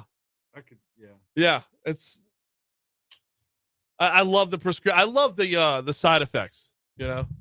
You mean while the family's dancing around happily? Yeah. And meanwhile, it's like hey, side effects include anal leakage. That's what I was about to say. Anal bleeding. There's a stand-up comedian that does a whole bit on that. I don't want to steal it from him. Insistent left-hand turners without a turn lane or a turn signal. Hey, how about this one? And that's Troy. Good. That's a good one, Troy. But how about this one? Using the left-hand turn lane as an on-ramp. You got the lane going this way, the lane going this way, and then the left-hand turn lane down the middle. Someone's coming from a side street and they turn into the left-hand lane and then look to merge in with traffic like it's an on. It's not an on-ramp. It's a left-hand turn lane. Stay your ass on the side street or find a red light where you can make the turn. Given the problem with the left lane drivers, perhaps the passing lane should be the right lane. You know what? I say get in where you can get in. Take the shoulder if you need to. Tim says slurping their soup. Oh, soup slurping is about as bad as loud chewing. Spaghetti, too. And God, you know what? What, with spaghetti? Sometimes, yeah. Yeah. It drives my wife crazy. Yep, I'm here for it. Texas drivers don't care. They'll pass on the left side of the road, or they'll pass on the left side of the marked lane. Texas drivers are a different breed. I can't be held accountable for that. All right, I think we're working on something here, and we might need to get a state legislator on this. I'm gonna go back to the cell phone one. Is anybody gonna challenge me when I say there should be no higher priority for our state legislature than making it illegal to talk on your cell phone on speaker while in the store? Even here. It'll be like down here. It'll be no. My favorite is tucked in. Yes. When it's tucked in the shirt. When it's like here and you don't have a hands free. You're like and you know can I describe who's guilty of this without being a No, nope. You can't because we all know. Nope. Because we all know. Yeah. But without even it's this is not a hands-free device. And the thing's on speaker. And we can all hear that your sister has chlamydia. And I don't need to hear that your sister has chlamydia. I just want to buy pants. That's all I want. I want to buy pants and be on my way. I don't need. And you ever notice that people have these conversations? They always have all the world's problems solved. They've always have got a solution for right, everything. Right. But that's the reason why maybe they're on speakerphone. And every last one of them asking me. Every last one of them told him something. Yeah. And I told him. I don't think you did. I don't think you told anybody anything. That's why you're having the conversation here. Yeah. As soon as you say what you would. Yeah. It's like, you remember that Key and Peele sketch where they're like, I said, bitch. You said, yes. bitch? Yeah. I said, bitch. In space. Yeah. In space. Yes. All right. Let's get some legislation written, get some stuff done to make Louisiana a better place. We'll see y'all tomorrow.